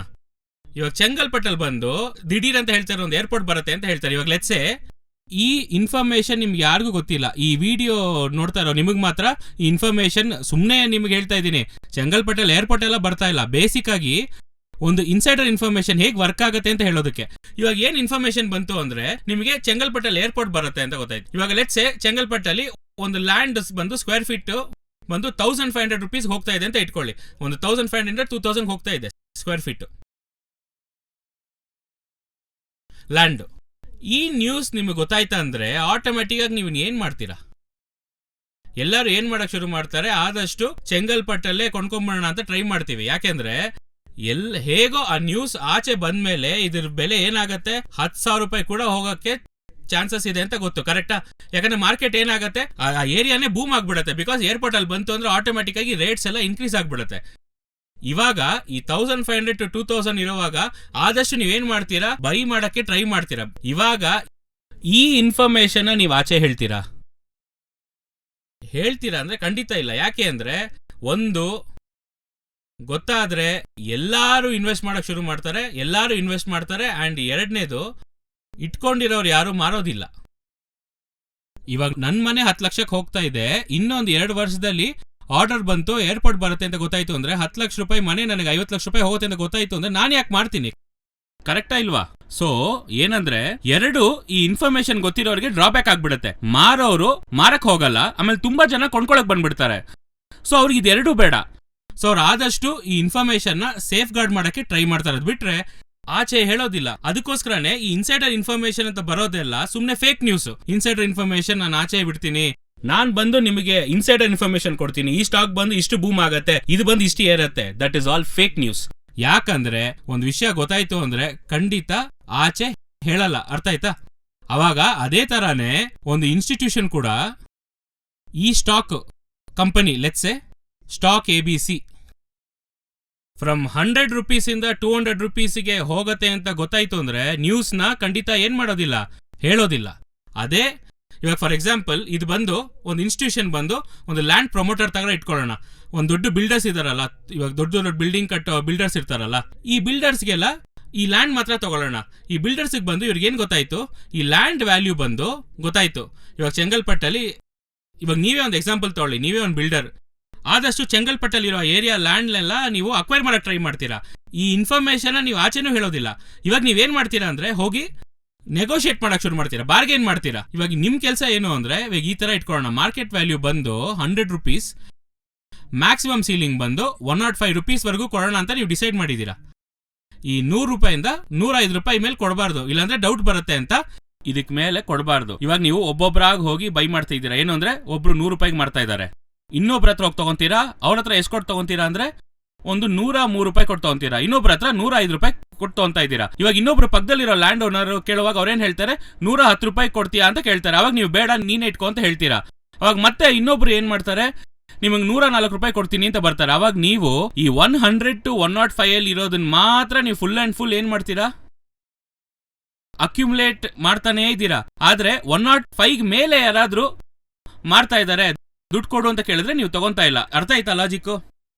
ನನಗೆ 100 ರಿಂದ 105 ನನ್ನ ಬಜೆಟ್, ಈ ರೇಂಜ್ ಒಳಗೆ ನೀನ್ ಕೊಟ್ರೆ ನಾನು ಎಷ್ಟು ಬೇಕಾದ್ರೆ ತಗೊಂತೀನಿ. ಆದ್ರೆ ಅದಕ್ಕೆ ಮೇಲ್ ಹೋಯ್ತು ಅಂದ್ರೆ ನಾನು ಏನ್ ಮಾಡೋದಿಲ್ಲ, ತಗೊಳ್ಳೋದಿಲ್ಲ ಅಂತ ಹೇಳ್ಬಿಡ್ತೀರಾ. ಅವಾಗ ಆದಷ್ಟು ಪ್ರೈಸ್ ಇವಾಗ ಎಲ್ಲಿಗೆ ಹೋಗ್ತಾ ಇರತ್ತೆ, ಆ ರೇಂಜ್ ಒಳಗೆ ಇರತ್ತೆ. ಕರೆಕ್ಟಾ? ಸೊ ಈ ಫೇಸ್ ಹೆಸರೇ ನಾವೇನ್ ಹೇಳ್ತೀವಿ ಅಂದ್ರೆ we call this as accumulation phase. So ಇದಕ್ಕೆ ಏನ್ ಹೆಸರು, it is called as accumulation phase. ಇವಾಗ ಏನಂದ್ರೆ ಆದಷ್ಟು ಲೆಟ್ಸ್ ಇವಾಗ 100% ನೀವು ತಗೊಳ್ಳಲ್ಲ. ನೀವು ಕರೆಕ್ಟಾಗಿ ಅರ್ಥ ಮಾಡ್ಕೊಳ್ಳಿ, 100%. ಇವಾಗ ಈ ತರ ಇಟ್ಕೊಳ್ಳೋಣ, ಪೂರ್ತಿ ಲ್ಯಾಂಡ್ ಎಷ್ಟಿದೆ ಅಂತ ನೋಡಿದ್ರೆ ಒಂದು 100 ಪ್ಲಾಟ್ ಇದೆ ಅಂತ ಇಟ್ಕೊಳ್ಳೋಣ. 100 ಪ್ಲಾಟ್ಸ್, ಅದೇ 100 ಪ್ಲಾಟ್ಸ್. ನೀವು 100 ಪ್ಲಾಟ್ನು ಏನ್ ಮಾಡಿಲ್ಲ, ತಗೊಂಡಿಲ್ಲ. ಇವಾಗ ನೀವೇನ್ ಮಾಡಿದೀರಾ, 100 ರೂಪಾಯಿಂದ 105 ರೂಪಾಯಿಗೆ ಆವರೇಜ್ ಆಗಿ 60% ಆಫ್ ದಿ ಪ್ಲಾಟ್ಸ್ ನ ನೀವೇನ್ ಮಾಡಿದ್ರಿ, ನೀವು ತಗೊಂಡ್ಬಿಟ್ರಿ. ಇವಾಗ ತಗೊಂಡಿದ್ದೆಲ್ಲ ಇಟ್ಕೊಂಡೇ ಇದ್ರೆ ಏನ್ ಯೂಸು? ಏನಿಲ್ಲ ಅಲ್ಲ, ಯೂಸ್ ಇಲ್ಲ ಅಲ್ಲ. ಅದನ್ನ ಮಾರಿದ್ರೇನೆ ಪ್ರಾಫಿಟ್. ಕರೆಕ್ಟ್? ಅವಾಗ ಇವನ್ ಏನ್ ಮಾಡ್ತೀರಾ ಅಂದ್ರೆ next now you are going to increase the price. ನೀವು ಹೇಗೆ ಇನ್ಕ್ರೀಸ್ ಮಾಡ್ತೀರಾ ಅಂದ್ರೆ ಇವಾಗ ಒಬ್ರು ಬಂದು 107 ರೂಪಾಯಿ ಕೇಳ್ತಾ ಇದ್ದಾರೆ. Now you are ready to give at 107. So first time price ಏನಾಗ್ತಾ ಇದೆ, ಮಾರ್ಕೆಟ್ ವ್ಯಾಲ್ಯೂಗಿಂತಾನು ಜಾಸ್ತಿ ಮೇಲ್ ಹೋಗ್ತಾ ಇದೆ. ಸೊ 107 ಆಲ್ಮೋಸ್ಟ್ 125 ಅಂತ ಇಟ್ಕೊಳ್ಳೋಣ. 125 to 130 ವರೆಗೂ ಬರ್ತೀರಾ. ಮಾರ್ಕೆಟ್ ಪ್ರೈಸ್ ಇವಾಗ ಏನಾಗ್ತಾ ಬರ್ತಾ ಇದೆ, ಜಾಸ್ತಿ ಆಗ್ತಾ ಬರ್ತಾ ಇದೆ. ನಾವು again they have a ceiling. ಒಂದು ಇನ್ಸ್ಟಿಟ್ಯೂಷನ್ ಮಾಡುವಾಗ they have a ceiling process. ಒಂದೇ ಸ್ಟ್ರೋಕ್ ಅಲ್ಲಿ ಪ್ರೈಸ್ ರೈಸ್ ಮಾಡಲ್ಲ, ಸೀಲಿಂಗ್ ಆಗಿ ಹೋಗ್ತಾರೆ. 125 to 130 ಸೀಲಿಂಗ್. ಇವಾಗ ಈ ಜಾಗದಲ್ಲಿ ಇವಾಗ ಇಲ್ಲಿ ಅಕ್ಯುಮುಲೇಷನ್ ನಡೀತು ಗೊತ್ತಾ. ಈ ಜಾಗದಲ್ಲಿ ಯಾರು ಬೈ ಮಾಡ್ತಾರೆ ಅಂದ್ರೆ it is your institutional traders. So ಕೆಳಗೆ ತಗೊಂಡಿದ್ದು ಯಾರು ಅಂತ ನೋಡಿದ್ರೆ ಇನ್ಸ್ಟಿಟ್ಯೂಷನಲ್ ಟ್ರೇಡರ್. ಇವಾಗ ಈ ಪ್ರೈಸ್ 107, 110 ಬರುವಾಗ ರಿಟೇಲ್ ಟ್ರೇಡರ್ಗೆ ಇನ್ಫಾರ್ಮೇಶನ್ ಹೋಗಲ್ಲ. ಆದ್ರೆ ನೆಕ್ಸ್ಟ್ ಸೆಟ್ಟಲ್ಲಿ ಇರೋದು ಯಾರು ಅಂದ್ರೆ ಪ್ರೊಫೆಷನಲ್ ಟ್ರೇಡರ್ಸ್. ಇವರೆಲ್ಲ ಬಂದು ಬ್ರೋಕರ್ಸ್ ಅಂತ ಇಟ್ಕೊಳ್ಳೋಣ. ಈ ಜಾಗದಲ್ಲೇ ಯಾರು ಬರ್ತಾರೆ ಅಂತ ನೋಡಿದ್ರೆ ಈ 125 to 130 ಪ್ರೊಫೆಷನಲ್ ಟ್ರೇಡರ್ಸ್ ಒಳಗೆ ಬರ್ತಾರೆ. ಇವಾಗ ಇವರು ಈ ಹೈಕಲ್ಲಿ ಸ್ವಲ್ಪ ಏನ್ ಹೇಳೋದು ಪ್ರಾಫಿಟ್ ಮಾಡಕ್ ಶುರು ಮಾಡಿ ಇವ್ರೇನ್ ಮಾಡಕ್ ಶುರು ಮಾಡ್ತಾರೆ, they start to buy at 125 to 130. ಇವಾಗ ಈ ಫೇಸ್ ಬಂದು ಅಕ್ಯುಮುಲೇಷನ್ ಫೇಸ್. ಪ್ರೊಫೆಷನಲ್ಸ್ ಬಂದು ಇಲ್ಲಿ ತಗೊಂತಾರೆ ಗೊತ್ತಾ, ಈ ಫೇಸ್ಗೆ ಹೆಸರು ವಿ ಕಾಲ್ ಇಟ್ ಆಸ್ ರೀ ಅಕ್ಯುಮುಲೇಷನ್ ಫೇಸ್. ಈ ಫೇಸ್ ಹೆಸರೇನು ಅಂದ್ರೆ ರೀ ಅಕ್ಯುಮುಲೇಷನ್ ಫೇಸ್. ಇವಾಗ 130 ಇಂದ ನೆಕ್ಸ್ಟ್ ಮಾರ್ಕೆಟ್ ಎಲ್ಲಿಗೆ ಹೋಗುತ್ತೆ, ಹತ್ತತ್ರ ಎಕ್ಸ್ಪೆಕ್ಟೆಡ್ 200 rupees ಹತ್ರ ಬಂದಾಯ್ತು. ಲೆಟ್ಸ್ ಸೇ 190 to 200 ವರೆಗೂ ಬಂದಾಯ್ತು. ಇವಾಗ ನೀವು ಎಕ್ಸ್ಪೆಕ್ಟ್ ಮಾಡಿರೋ ತರ ಇಲ್ಲೊಂದು 60% ಇವಾಗ ಹೋಗ್ತಾ ಹೋಗ್ತಾ ಅಕ್ಯುಮುಲೇಟ್ ಮಾಡ್ತಾನೆ ಬರ್ತಾ ಇದ್ದಾರೆ. 60, 65, 70, 75%, 80%. ಇವಾಗ ಈ ಫೈನಲ್ ಫೇಸ್ ಬಂತಲ್ವಾ, ಅವ್ರು ಏನ್ ಎಕ್ಸ್ಪೆಕ್ಟ್ ಮಾಡಿದ್ರು 100 ರೂಪಾಯಿಂದ 200 ರೂಪಾಯಿಗೆ ಹೋಗಿ ಎಕ್ಸ್ಪೆಕ್ಟ್ ಮಾಡಿದ್ವಿ. ಇವಾಗ ಕರೆಕ್ಟ್ ಆಗಿ ಬಂದು ರೀಚ್ ಆಯ್ತು. ಇವಾಗ ಏನ್ ಮಾಡ್ತಾರೆ ಅಂದ್ರೆ ಎಲ್ಲ ಲ್ಯಾಂಡ್ ಮಾರಬೇಕು. ಈ ಫೇಸ್ಗೆ ಏನಂತ we call it as distribution phase. ಈ ಜಾಗಕ್ಕೆ ಏನಂತ ಕರೀತಾರೆ, we call it as distribution phase. ಈ ಜಾಗದಲ್ಲಿ ಮಾರೋದಕ್ಕೆ ನಾವು ಮುಂಚೆನೆ ಹೇಳಿತಾರ, ಇಲ್ಲಿ ಇವರು ತಗೊಂಡಾಯ್ತು, ಇಲ್ಲಿ ಮಾರ್ತಾರೆ ಅಂದ್ರೆ ಇಲ್ಲಿ ಇವ್ರು ಮಾರ್ಬೇಕಂದ್ರೆ ಯಾರಾದ್ರೂ ಏನ್ ಮಾಡ್ಬೇಕು, ಕೊಂಡ್ಕೋಬೇಕು. ಕರೆಕ್ಟಾ? ಅವಾಗ ಯಾರನ್ನ ಕೊಂಡ್ಕೊಳ್ಳೋ ತರ ಮಾಡೋದು, ಇಲ್ಲಿ ಕೊಂಡ್ಕೊಳ್ಳೋದಕ್ಕೆ ಯು ನೀಡ್, ಇಲ್ಲೇ ಯಾರು ಬರ್ತಾರೆ ಅಂತ ನೋಡಿದ್ರೆ here comes the retail traders. ಈ ಡಿಸ್ಟ್ರಿಬ್ಯೂಷನ್ ಯಾವಾಗ ಅವ್ರ ಲ್ಯಾಂಡ್ ಬಂದು 100 ರೂಪಾಯಿಗೆ ತಗೊಂಡು 200 ರೂಪಾಯಿಗೆ ಮಾರ್ತಾರೋ ಇವಾಗ ಅವ್ರು ಏನ್ ಮಾಡ್ತಾರೆ, ರಿಟೇಲ್ ಟ್ರೇಡರ್ಸ್ ಒಳಗ್ ಬರ್ತಾರೆ. ಇವಾಗ ರಿಟೇಲ್ ಟ್ರೇಡರ್ಸ್ ಒಳಗ್ ಬರೋದು ಹೇಗೆ ಅಂದ್ರೆ ಅದಕ್ಕೆ ಕೆಲವು ಮೆಥಡ್ಸ್ ಇದೆ. ಅದನ್ನ ನೆಕ್ಸ್ಟ್ ಇನ್ಸ್ಟಿಟ್ಯೂಷನಲ್ ಟ್ರೇಡಿಂಗ್ ಮೆಥಡ್ ಅಂತ ಹೇಳಿದ್ನಲ್ಲ, ಆ ವಿಡಿಯೋಲ್ ಬಂದು ಈ ರಿಟೇಲ್ ಟ್ರೇಡರ್ ಹೇಗೆ ಇಲ್ಲಿ ಬರೋ ತರ ಮಾಡೋದು, ಇವ್ರು ಹೇಗೆ ಹಿಂಗೆ ಸೌಂಡ್ ಇಲ್ಲದೆ ತಗೊಳ್ತಾರೆ, ಅದ್ರ ಬಗ್ಗೆ ನೆಕ್ಸ್ಟ್ ವಿಡಿಯೋ ಡೀಟೇಲ್ ಆಗಿ ಹೇಳ್ತೀನಿ. ಇವಾಗ ರಿಟೇಲ್ ಟ್ರೇಡರ್ಸ್ ಡಿಸ್ಟ್ರಿಬ್ಯೂಷನ್ ಫೇಸ್ ಅಲ್ಲಿ 190 ರೂಪಾಯಿಗೆ ತಗೊಂತಾರೆ, 200 ರೂಪಾಯಿಗೆ ತಗೊಂತಾರೆ. ತಗೊಂತಾನೆ ಇರೋವಾಗ ನಾನು ಮುಂಚೆನೆ ಹೇಳಿದ್ದೆ ಗೊತ್ತಾ, ಇಲ್ಲಿಂದ ಪ್ರೈಸ್ ನ ಇಷ್ಟು ದೂರ ಏರ್ಸಕ್ಕೆ ಒಂದೇ ರೀಸನ್ ಏನು ಅಂದ್ರೆ ಅವ್ರು ಏನ್ ಮಾಡ್ತಾನೆ ಇದ್ರು, ಅಕ್ಯುಮುಲೇಟ್ ಮಾಡ್ತಾನೆ ಇದ್ರು. They have surplus amounts of funds. ಏನ್ ಮಾಡ್ತಾರೆ, ಬೈ ಮಾಡೋದು ಮಾತ್ರ ಅಲ್ಲದೆ ಬೈಯಿಂಗ್ ಅಲ್ಲೇ ಇರ್ತಾರೆ. ಬೈ ಮಾಡ್ತಾನೆ ಇರೋದ್ರಿಂದ ಮಾರ್ಕೆಟ್ ಏನಾಗುತ್ತೆ, ಮೇಲ್ ಹೋಗ್ತಾನೆ ಇರುತ್ತೆ. ಆದ್ರೆ ಒಂದು ರಿಟೇಲ್ ಟ್ರೇಡರ್ ಇಂದ ಇಲ್ಲಿ ಬಂದ ಮೇಲೆ ರಿಟೇಲ್ ಟ್ರೇಡರ್ಸ್ ಈ ಜಾಗದಲ್ಲಿ ತಗೊಳಕ್ ಶುರು ಮಾಡ್ತಾರೆ. ಆದ್ರೆ ತಗೊಂತಾನೆ ಇರ್ತಾರ ಅಂದ್ರೆ ರಿಟೇಲ್ ಟ್ರೇಡರ್ಸ್ ಹತ್ರ ತಗೊಂತಾನೆ ಇರಕ್ಕಾಗಲ್ಲ, ಎಲ್ಲೋ ಒಂದ್ ಜಾಗದಲ್ಲಿ ಸ್ಟಾಪ್ ಆಗುತ್ತೆ. ಅವ್ರಿಗೆ ಒಂದ್ ಪಾಯಿಂಟ್ ಮೇಲೆ ಏನಾಗುತ್ತೆ, ರಿಟೇಲ್ ಟ್ರೇಡರ್ ಕೈಲಿ ತಗೊಳಕ್ ಆಗದೆ ಇರೋ ಒಂದು ಸಿಚುವೇಶನ್ ಬರುವಾಗ ಮಾರ್ಕೆಟ್ ಸ್ಟಾರ್ಟ್ಸ್ ಟು ಡಿಕ್ಲೈನ್. ಇವಾಗ ಮಾರ್ಕೆಟ್ ಏನಾಗಕ್ ಶುರು ಆಗುತ್ತೆ, ಕೆಳಗ್ ಬೀಳಕ್ ಶುರು ಆಗುತ್ತೆ. ಬೀಳಕ್ ಶುರು ಆದಾಗ ಲೋವರ್ ಪ್ರೈಸ್ ಬಂದ್ರೇನು ಸಾಕು ಅಂತ 200 ರೂಪಾಯಿಗೆ ತಗೊಂಡವರು 195 ರೂಪಾಯಿಗೆ ಮಾರಕ್ ಶುರು ಮಾಡ್ತಾರೆ. 188 ರೂಪಾಯಿಗೆ ಮಾಡ್ತೀನಿ ಅಂತಾರೆ. ಅದುವರೆಗೂ ಹೋಲ್ಡ್ ಮಾಡ್ತಾರೆ ಇನ್ಸ್ಟಿಟ್ಯೂಷನ್. ಯಾಕಂದ್ರೆ ಈ ಡಿಸ್ಟ್ರಿಬ್ಯೂಷನ್ ಫೇಸ್ ಅಲ್ಲೇ ಆದಷ್ಟು ಇಲ್ಲೂ ತಗೊಂತಾರೆ. ಇವಾಗ ಈ ಜಾಗದಲ್ಲೂ ತಗೊಂತಾರ ಇಲ್ಲ ಅಂದ್ರೆ ಇನ್ಸ್ಟಿಟ್ಯೂಷನ್ ತಗೊಂತಾರೆ. 160, 170, 180 ಕೂಡ ತಗೊಂತಾರೆ. ಯಾಕೆ ತಗೊಂತಾರೆ ಅಂತ ನೋಡಿದ್ರೆ ಅವ್ರಿಗೆ ಏನ್ ಅನ್ಸುತ್ತೆ ಅಂದ್ರೆ 160, 170 ಮಾಡಿ ತಗೊಳ್ಳೋದೆಲ್ಲ ಅವ್ರಿಗೆಲ್ಲ ಪ್ರಾಫಿಟ್ ಬರಲ್ಲ. 100 ರೂಪಾಯಿಂದ 105 ರೂಪಾಯಿಗೆ ತಗೊಂಡ್ರು ನೋಡಿ, ಅದು ಇಲ್ಲಿ ಮಾರೋವಾಗ they are going to make money. ಇದು ಬಂದು ಅವ್ರ ಪ್ರಾಫಿಟೇ ಇಲ್ಲ, ದಿಸ್ ಇಸ್ ದೇರ್ ಪ್ರಾಫಿಟ್. ಕೆಳಗೆ ಏನ್ ತಗೊಂಡ್ರು ಇದೇ ಪ್ರಾಫಿಟ್. ಇದು ಬಂದು ರಿಟೇಲ್ ಟ್ರೇಡರ್ನ ಒಳಗ್ ಸಸ್ಟೈನ್ ಮಾಡೋದಕ್ಕೆ, ಮಾರ್ಕೆಟ್ನ ಹಂಗೆ ಏರ್ಸೋ ತರ ತೋರ್ಸಕ್ಕೆ ಮೇಲ್ ಬಂದು ಅವ್ರು ತಗೊಂತಾ ಇದ್ದಾರೆ. ಒನ್ಸ್ ಅವ್ರ ಸ್ಟಾಕ್ಸ್ ಎಲ್ಲ ಈ ಡಿಸ್ಟ್ರಿಬ್ಯೂಷನ್ ಫೇಸ್ ಅಲ್ಲಿ ಮಾರಿದ ಮೇಲೆ ಇವಾಗ ರಿಟೇಲ್ ಟ್ರೇಡರ್ ಇಂದ ಏನ್ ಮಾಡಕ್ಕಾಗಲ್ಲ, ಮಾರ್ಕೆಟ್ ನ ಮೇಲೆ ಪುಷ್ ಮಾಡಕ್, ಅವಾಗ ಆಟೋಮ್ಯಾಟಿಕ್ ಆಗಿ market starts to decline. So ಈ ಫೇಸ್ ನೇ we call it as decline phase. ಅದಾದ್ಮೇಲೆ ನೆಕ್ಸ್ಟ್ ಏನಾಗುತ್ತೆ, ಡಿಕ್ಲೈನ್ ಅಲ್ಲಿ ಮತ್ತೆ ರಿಟೇಲ್ ಟ್ರೇಡರ್ಸ್ ಕೊಂಡ್ಕೋತಾರೆ, ಮಾರ್ತಾರೆ. ಈ ಜಾಗಕ್ಕೆ ನಾವೇನ್ ಹೇಳ್ತೀವಿ ಅಂದ್ರೆ ರೀ ಡಿಸ್ಟ್ರಿಬ್ಯೂಷನ್ ಫೇಸ್ ಅಂತೀವಿ. ಅದು ಮುಗಿದ ಮೇಲೆ ಮಾರ್ಕೆಟ್ ಮತ್ತೆ ಫೈನಲ್ ಆಗಿ ಒಂದು ಬಾಟಮ್ ಬಂದು ಟಚ್ ಆಗುತ್ತೆ. ಲೆಟ್ಸ್ ಈ ಬಾಟಮ್ ಬಂದು 100ಗೆ ಬರಬೇಕು ಅಂತ ಇಲ್ಲ, ಒಂದು 140ಗೆ ಬರುತ್ತೆ ಅಂತ ಇಟ್ಕೊಳ್ಳಿ. 140 ರೂಪೀಸ್ಗೆ ಬಂದು ಬಾಟಮ್ ಟಚ್ ಆದಾಗ, ಈ ಬಾಟಮ್ ಟಚ್ ಆದಾಗ ಮತ್ತೆ ನಿಮ್ಗೆ ಏನಾಗುತ್ತೆ ಅಂತ ನೋಡಿದ್ರೆ ಅಗೈನ್ ಇದೇ ಫೇಸ್ ಮತ್ತೆ ಫಸ್ಟ್ ಇಂದ ಸ್ಟಾರ್ಟ್ ಆಗುತ್ತೆ, ಅಕ್ಯುಮುಲೇಷನ್ ಫೇಸ್. ಯಾಕೆಂದ್ರೆ ಇವಾಗ 200 ರೂಪಾಯಿ ತಗೊಂಡಿರೋರೆಲ್ಲ ಈ ಜಾಗದಲ್ಲಿ ಮಾರ್ಬಿಟ್ಟು ಆಚೆ ಬಂದ್ಬಿಟ್ಟಿರ್ತಾರೆ. ಸೊ ಇನ್ಸ್ಟಿಟ್ಯೂಷನ್ಸ್ ಮತ್ತೆ ಒಳಗ್ ಬಂದು they start to accumulate and institutional traders ಈ ಜಾಗದಲ್ಲಿ ಮತ್ತೆ ಬಂದು ಅಕ್ಯುಮುಲೇಟ್ ಮಾಡಕ್ ಶುರು ಮಾಡ್ತಾರೆ. ಇಲ್ಲಿ ತಗೊಂಡಿರೋ ರಿಟೇಲ್ ಟ್ರೇಡರ್ಸ್ ಎಲ್ಲ ಲಾಸ್ ಮಾಡ್ಕೊಂಡು ಕೊನೆಗೆ ಏನ್ ಮಾಡ್ತಾರೆ, ಕೆಳಗ್ ಲಾಸ್ ಆಗತ್ತೆ ಅಂತ ಬೇಡ, ಇದ್ರ ಮೇಲೆ ನಮ್ ಕೆಲ ತಡೆಯಕ್ ಆಗಲ್ಲ ಅಂತ ಎಲ್ಲ ಮಾರ್ಬಿಟ್ಟು ಹೊಟ್ಟೋಗ್ತಾರೆ. ಮತ್ತೆ ಇವ್ರು ಬಂದು ಲೋ ಪ್ರೈಸ್ ಅಲ್ಲಿ ಮತ್ತೆ ತಗೊಂತಾರೆ, ಮತ್ತೆ ಇದೇ ಸೈಕಲ್ ನ ಸ್ಟಾರ್ಟ್ ಮಾಡ್ತಾರೆ. ಇವಾಗ ಅರ್ಥ ಆಯ್ತಾ? ಒಂದು ಮಾರ್ಕೆಟ್ ಕೆಳಗಿಂದ ಮೇಲ್ ಹೋಗ್ತಾ ಇದೆ ಅಂದ್ರೆ ಅದ್ರ ಹಿಂದೆ ಇಷ್ಟೊಂದು ವಿಷಯಗಳಿದೆ. ಇವಾಗ ನೆಕ್ಸ್ಟ್ ಒಂದು ಕ್ವಶನ್ ಬರ್ಬೋದು ನಿಮ್ಗೆ, ಏನು ಅಂದ್ರೆ ಇದನ್ನ ನಾವ್ ಹೇಗೆ ಕಂಡುಹಿಡಿಯೋದು? ಸರಿ ಸರ್, ಎಲ್ಲ ಓಕೆ ಸರ್, ಕರೆಕ್ಟು, ನೀವು ಹೇಳಿದ ತರ ಅಕ್ಯುಮುಲೇಷನ್ ಇದೆ, ರಿಅಕ್ಯುಮುಲೇಷನ್ ಇದೆ, ಡಿಸ್ಟ್ರಿಬ್ಯೂಷನ್ ಇದೆ, ನಾವು ಇಲ್ಲಿ ಬರ್ತೀವಿ, ನಾನು ಕರೆಕ್ಟಾಗಿ ಟಾಪ್ ಅಲ್ಲೇ ನನ್ನ ಸ್ಟಾಕ್ ನ ತಗೊಂಡು ಇವಾಗ ಮಾರ್ಕೆಟ್ ಬಂದು 10% ಇಳಿತು, 30% ಇಳಿತು. ನಾನು ಒಂದೊಂದ್ಸಲಿನೂ ಬಾಟಮ್ ಅಲ್ಲಿ ಹೋಗಿ ಹಿಡಿಯೋಣ ಅಂತ ನೋಡಿದ್ರೆ ಆ ತರ ಸ್ಟಾಕ್ಸ್ ಎಲ್ಲ ನ್ಯೂಸ್ ಬಂದ್ಮೇಲೆ ನೋಡಿದ್ರೆ 20% ಏರಿದ್ಮೇಲೆ ಅಲ್ಲಿ ಹೋಗಿ ತಗೊಂಡ್ಮೇಲೆ ನಾನು ತಗೊಂಡ್ಮೇಲೆ ಕೆಳಗೆ ಬಂದಿದೆ. ಇದು ತುಂಬಾ ಜನಕ್ಕೆ ನಡೆದಿರುತ್ತೆ. ಅವಾಗ ಈ ಜಾಗದಲ್ಲೂ ಒಳಗೆ ಹೋಗೋದಕ್ಕೆ ನಾನು ಏನ್ ಮಾಡ್ಬೇಕಾಗತ್ತೆ? ಅರ್ಥ ಆಯ್ತಾ? ಇವರು ಈ ಜಾಗದಲ್ಲಿ ತಗೊಂತಾ ಇದ್ದಾರೆ, ಅಕ್ಯುಮುಲೇಷನ್ ಸ್ಟಾರ್ಟ್ ಆಗಿದೆ, ಇದನ್ನ ನಾವ್ ಹೇಗೆ ಕಂಡುಹಿಡಿಯೋದು? ಇವಾಗ ಈ ಇನ್ಫಾರ್ಮೇಶನ್ ಖಂಡಿತ ಅವ್ರ ಪಬ್ಲಿಕ್ ಹೇಳಲ್ಲ, ಇನ್ಸ್ಟಿಟ್ಯೂಷನ್. ಅವಾಗ ಇದನ್ನ ಆಚೆನೆ ಬರ್ದಿರೋ ಒಂದು ಇನ್ಫಾರ್ಮೇಶನ್ ಕಂಡುಹಿಡಿಬೇಕಂದ್ರೆ ಏನ್ ಮಾಡ್ಬೇಕಾಗತ್ತೆ? ಅದನ್ನೇ ನಾವು ನೆಕ್ಸ್ಟ್ ನೋಡ್ತಾ ಇದೀವಿ. ನಾವು ಒಂದು ಚಿಕ್ಕ ಹಿಂಟ್ ಮಾತ್ರ ಕೊಡ್ತೀನಿ ನಿಮ್ಗೆ, ಏನಂದ್ರೆ ಇವಾಗ ಈ ಅಕ್ಯುಮುಲೇಷನ್ ಈ ನಡೀತಾ ಇದೆ. ನಾನು ನಿಮ್ಗೆ ಲ್ಯಾಂಡ್ ಎಕ್ಸಾಂಪಲ್ ತಗೊಂಡು ಹೇಳ್ದೆ ಅಲ್ವಾ? ಇವಾಗ ಇವ್ರ ಮಾತ್ರ ಲ್ಯಾಂಡ್ ತಗೊಂಡ್ ಇಟ್ಕೊಂತಾ ಇದ್ದಾರೆ, ಆದಷ್ಟು ಇನ್ಫಾರ್ಮೇಶನ್ ನ ಬೇರೆ ಆಚೆ ಹೇಳಿಲ್ಲ. ಆದ್ರೆ ಇವರು ಹೈಡ್ ಮಾಡಕ್ಕಾಗ್ದಿರೋ ಒಂದೇ ಒಂದು ವಿಷಯ ಇದೆ, ಏನೇ ತಗೊಂಡ್ ಇಟ್ಕೊಂಡ್ರು ಇನ್ಫಾರ್ಮೇಶನ್ ಆಚೆ ಬಂದಿಲ್ಲ ಅಂದ್ರು ಒಂದ್ ಜಾಗದಲ್ಲಿ ಅವ್ರು ಹೈಡ್ ಮಾಡಕ್ಕಾಗಲ್ಲ. ಯಾವ ಜಾಗ ಆಗಿರ್ಬೋದು ಅದು? ಏನಾದ್ರೂ ಯೋಚನೆ ಮಾಡಿದ್ರ? ಯಾವ ಜಾಗ ಅಂತ ನೋಡಿದ್ರೆ it is your register office. ಕರೆಕ್ಟಾ? ಎಲ್ಲ ಲ್ಯಾಂಡ್ ಎಷ್ಟೇ ಲ್ಯಾಂಡ್ ಎಲ್ಲರಿಗೂ ಗೊತ್ತಿಲ್ಲದೆ ತಗೊಂಡ್ರು ಏನ್ ಹೈಡ್ ಮಾಡಕ್ ಆಗಲ್ಲ, ರಿಜಿಸ್ಟರ್ ಆಫೀಸ್ಗೆ ಬರಲೇಬೇಕು. ಡಾಕ್ಯುಮೆಂಟೇಶನ್ ವರ್ಕ್ಗೆ ಎಲ್ಲದಕ್ಕೂ ಎಲ್ಲಿ ಬರಬೇಕು? ಬಂದು ರಿಜಿಸ್ಟರ್ ಮಾಡೋದಕ್ಕೆ ರಿಜಿಸ್ಟರ್ ಆಫೀಸಿಗೆ ಬರಲೇಬೇಕು. ಅವಾಗ ಎಷ್ಟೇ ನ್ಯೂಸ್ ಸಿಕ್ಕಿದ್ರು, ಎಷ್ಟೇ ಇನ್ಸೈಡರ್ ನ್ಯೂಸ್ ಇಟ್ಕೊಂಡು ಅವ್ರು ಅಕ್ಯುಮುಲೇಟ್ ಮಾಡಿದ್ರು, ಹೈಡ್ ಮಾಡಕ್ ಆಗದಿರೋ ಒಂದೇ ಜಾಗ ಯಾವ್ದು? It's your registration office. ಅವಾಗ ಇದೇ ಮಾರ್ಕೆಟ್ ಅಂತ ಇಟ್ಕೊಂಡ್ರೆ, ಮಾರ್ಕೆಟ್ ಅಲ್ಲೂ ಒಂದು ಸ್ಟಾಕ್ ಕೆಳಗಿದೆ, ಅಕ್ಯುಮುಲೇಟ್ ಮಾಡ್ತಾ ಇದ್ದಾರೆ, ಯಾರಿಗೂ ಈ ನ್ಯೂಸ್ ಗೊತ್ತಿಲ್ಲ, ಇನ್ಫಾರ್ಮೇಶನ್ ಆಚೆ ಹೋಗಿಲ್ಲ. ಆದ್ರೇನು ಇದನ್ನ ನಾವು ಕಂಡಿಡಿಯಕ್ ಆಗತ್ತಾ ಅಂದ್ರೆ ಒಂದು ಜಾಗದಲ್ಲಿ ಟ್ರೇಡಿಂಗ್ ಅಲ್ಲೂ ಅವ್ರು ಹೈಡ್ ಮಾಡಕ್ ಆಗಲ್ಲ. ಅದೇ ಯಾವುದು ಅಂತ ನೋಡಿದ್ರೆ ಇಟ್ಸ್ ಯೋರ್ ಚಾರ್ಟ್ಸ್. ಚಾರ್ಟೇ ನಮ್ದು ರಿಜಿಸ್ಟರ್ ಆಫೀಸು. ಯಾಕಂದ್ರೆ ಒಂದು ಬೈಯರು ಸೆಲ್ಲರು ಏನ್ ಮಾಡ್ತಾ ಇದಾರೋ ಅದು ಎಲ್ಲದನ್ನು ರಿಜಿಸ್ಟರ್ ಮಾಡ್ಕೊಂಡು ಬರೋದು ಯಾವುದು? ಈ ಚಾರ್ಟ್ಸ್. ಅವಾಗ ಈ ಚಾರ್ಟ್ಸ್ ಇವಾಗ ಯಾರಾದ್ರೂ ಒಬ್ರು ಈ ರಿಜಿಸ್ಟ್ರೇಷನ್ ಆಫೀಸ್ಗೆ ಹೋಗಿ ಏನು ಚೆಂಗಲ್ಪಟ್ಟಲ್ಲಿ ತುಂಬಾ ರಿಜಿಸ್ಟ್ರೇಷನ್ ಆಗ್ತಾ ಇದೆ ಅಂತ ಗೊತ್ತಾಯ್ತು, ರಿಜಿಸ್ಟ್ರೇಷನ್ ತುಂಬಾ ನಡೀತಾ ಇದೆ ಅಂತ ಗೊತ್ತಾಗಿ ಹೋಗಿ ಚೆಕ್ ಮಾಡಿದ್ರೆ ಎಲ್ಲ ಎಲ್ ಸಿಗತ್ತೆ ಇನ್ಫಾರ್ಮೇಶನ್ ರಿಜಿಸ್ಟರ್ ಆಫೀಸಲ್ಲಿ ಇರುತ್ತೆ. ಇವಾಗ ಯಾಕೆ ತಗೊಂತಾ ಇದ್ದಾರೆ ಅಂತ ಸ್ವಲ್ಪ ಹೋಗಿ ಸರ್ಚ್ ಮಾಡ್ಬೋದು. ಅದೇ ತರ ಒಂದು ಇನ್ಸ್ಟಿಟ್ಯೂಷನ್ ಯಾರಿಗೂ ಗೊತ್ತಿಲ್ಲದೆ ಒಂದು ಸ್ಟಾಕ್ ನ ಅಕ್ಯುಮುಲೇಟ್ ಮಾಡ್ತಾನೆ ಇದ್ದಾರೆ ಅಂದ್ರೆ ಯಾವ್ದ್ರಲ್ಲಿ ಕಂಡುಹಿಡಿಬಹುದು?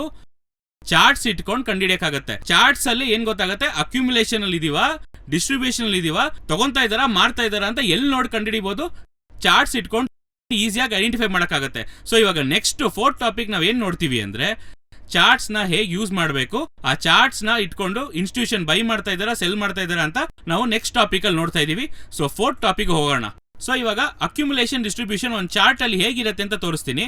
ಸೊ ನಿಮಗೂ ಒಂದು ಲೆವೆಲ್ಗೆ ಐಡಿಯಾ ಬರುತ್ತೆ. ಸೊ ಇವಾಗ ನೋಡಿದ್ರೆ ಇವಾಗ ಇದು ತಗೊಳ್ಳಿ, ಇದು ಬಂದು ಸ್ಟೇಟ್ ಬ್ಯಾಂಕ್ ಆಫ್ ಇಂಡಿಯಾ, ಇದು ಬಂದು ಲಾರ್ಜ್ ಮಂತ್ಲಿ ಚಾರ್ಟ್. ಇವಾಗ ನಮ್ ಪ್ರೀವಿಯಸ್ ವಿಡಿಯೋಸ್ ಎಲ್ಲ ನೋಡೋರ್ಗೆ ಇದು ಕರೆಕ್ಟಾಗಿ ಗೊತ್ತಿರುತ್ತೆ. ಇವಾಗ ಹೊಸದಾಗಿ ನೋಡೋರ್ಗೆ ನಾನು ನಿಮ್ಗೆ ಹೇಳ್ತೀನಿ, ಎಕ್ಸ್ಪ್ಲೈನ್ ಮಾಡ್ತೀನಿ. ಇವಾಗ SBI ನೋಡಿದ್ರೆ ಈ ಏರಿಯಾ, ಇವಾಗ ನೋಡಿದ್ರೆ ಈ ಏರಿಯಾ ಒಂದು ಒಳ್ಳೆ ಅಕ್ಯುಮುಲೇಷನ್ ಫೇಸ್ ಕಾಣಿಸ್ತಾ ಇದೆಯಾ? ನಾನು ಅವಾಗ್ಲೇ ಫಸ್ಟ್ ಡ್ರಾ ಮಾಡಿದ್ನಲ್ಲ ಚಾರ್ಟ್ ತರಾನೇ ಇದೆಯಲ್ಲ. ಸೊ ದಿಸ್ ಇಸ್ ಯೋರ್, ಈ ಜಾಗನ ಇನ್ಸ್ಟಿಟ್ಯೂಷನ್ ಏನ್ ಮಾಡ್ತಾ ಇದ್ರು ತುಂಬಾ ವರ್ಷದಿಂದ, they were almost accumulating. State bank of India, ನಾನು ನನ್ನ ಹಳೆ ಮಕ್ಕಳ ಟಿವಿ ಚಾನೆಲ್ ಅಲ್ಲಿ ಹೇಳಿದ್ದೀನಿ, ಯಾವಾಗ್ಲೂ SBI ಬಂದು ಕರೆಕ್ಟ್ ಆಗಿ 150-160 ರೇಂಜ್ ಅಲ್ಲಿ ಬಂತು ಅಂದ್ರೆ ತಗೊಂಡ್ ಇಟ್ಕೊಳ್ಳಿ, ಯಾಕಂದ್ರೆ ಲಾಂಗ್ ಟರ್ಮ್ ವ್ಯೂ ಅಲ್ಲಿ ಒಳ್ಳೇದು. ಇವಾಗ ಇಲ್ಲಿ ಏನಾಗಿದೆ ಅಂದ್ರೆ ಅಕ್ಯುಮುಲೇಷನ್ ಮುಗಿದ್ಮೇಲೆ ಫಾರ್ ದ ಫಸ್ಟ್ ಟೈಮ್ ಈ ರೇಂಜ್, ಈ ಫಸ್ಟ್ ಈ ರೇಂಜ್, ಈ 350 ರೇಂಜ್ ನ ಬ್ರೇಕ್ ಆಗ್ತಾ ಇದೆ. ಕಾಣಿಸ್ತಾ ಇದೆಯಾ? ಬ್ರೇಕ್ ಆಗಿ ಅದಾದ್ಮೇಲೆ ಏನಾಗ್ತಾ ಇದೆ ಮಾರ್ಕೆಟ್, ಇದಕ್ಕೆ we call this as advance phase. ಈ ಫೇಸ್ಗೆ ಹೆಸರು ಏನ್ ಹೇಳ್ತೀವಿ? Advance phase. ಇವಾಗ ಅಡ್ವಾನ್ಸ್ ಫೇಸ್ ಅಲ್ಲಿ ಹೋಗಿ ಇವಾಗ ಏನಾಗ್ತಾ ಇದೆ market, now it is in a re accumulation phase. ಇವಾಗ ಈ ಜಾಗ ಎಲ್ಲ ನೋಡಿದ್ರೆ this is your re accumulation. So ಇವಾಗ ಸ್ಟೇಟ್ ಬ್ಯಾಂಕ್ ಆಫ್ ಇಂಡಿಯಾ ಯಾವ ಫೇಸ್ ಅಲ್ಲಿ ಇದೆ ಅಂದ್ರೆ ಅಕ್ಯುಮುಲೇಷನ್ ಮುಗಿಸಿ ಅಡ್ವಾನ್ಸ್ ಫೇಸ್ ಇಂದ ಇವಾಗ ರೀ ಅಕ್ಯುಮುಲೇಷನ್ ಫೇಸ್ ಬಂದಿದೆ. ಇವಾಗ ಈ ಜಾಗದಲ್ಲೇ ಯಾರು ಬರ್ತಾರೆ ಅಂತ ನೋಡಿದ್ರೆ professional traders. Most of the professionals ಎಲ್ಲ ಒಳಗ್ ಬರೋ ಜಾಗನೇ ಈ ಜಾಗ. ಗೊತ್ತಾಯ್ತಾ? ಇವಾಗ ಈ ಸ್ಟೇಟ್ ಬ್ಯಾಂಕ್ ಲಾಂಗ್ ಟರ್ಮ್ ಇನ್ವೆಸ್ಟ್ಮೆಂಟ್ಗೆ ಇನ್ನೂ ಅದು ಬೈ ಟ್ರೆಂಡ್ ಅಲ್ಲೇ ಇದೆ. ಇನ್ನೂ ಒಂದು long term next 3 years 4 years 5 yearsಗೆ ಒಳ್ಳೆ ಒಂದು ಇನ್ವೆಸ್ಟ್ಮೆಂಟ್ ಆಪರ್ಚುನಿಟಿ ಆಗಿ ನೋಡ್ಬೇಕಂದ್ರೆ ಈ state bank of India it's a very good investment opportunity. ಆದ್ರೆ ನಾವ್ ಎಲ್ಲಿ ಕಂಡಿಡಿದ್ವಿ ಅಂದ್ರೆ we invested over here. So ನಮಗೆ ಮುಂಚೆನೇ accumulation distribution market technical side ಗೊತ್ತಾಗಿರೋದ್ರಿಂದ ನಮ್ಗೆ ಇಲ್ಲೇ ಇನ್ವೆಸ್ಟ್ ಮಾಡಕ್ಕಾಯ್ತು. ನಾವು ಅದ್ರ ಕ್ಲಿಪ್ಸ್ ಕೂಡ ನಾನು ತೋರಿಸ್ತೀನಿ ಇವೆಲ್ಲ ನೋಡಿ. ಸೊ ಸ್ಟೇಟ್ ಬ್ಯಾಂಕ್ ಏನಾಯ್ತು, it was a major sideways market. So ಮತ್ತೆ ಮಾರ್ಕೆಟ್ ಎಲ್ಲಿ ಬಂದಿದೆ ಅಂತ ನೋಡಿದ್ರೆ almost it has come to the same level of sideways market.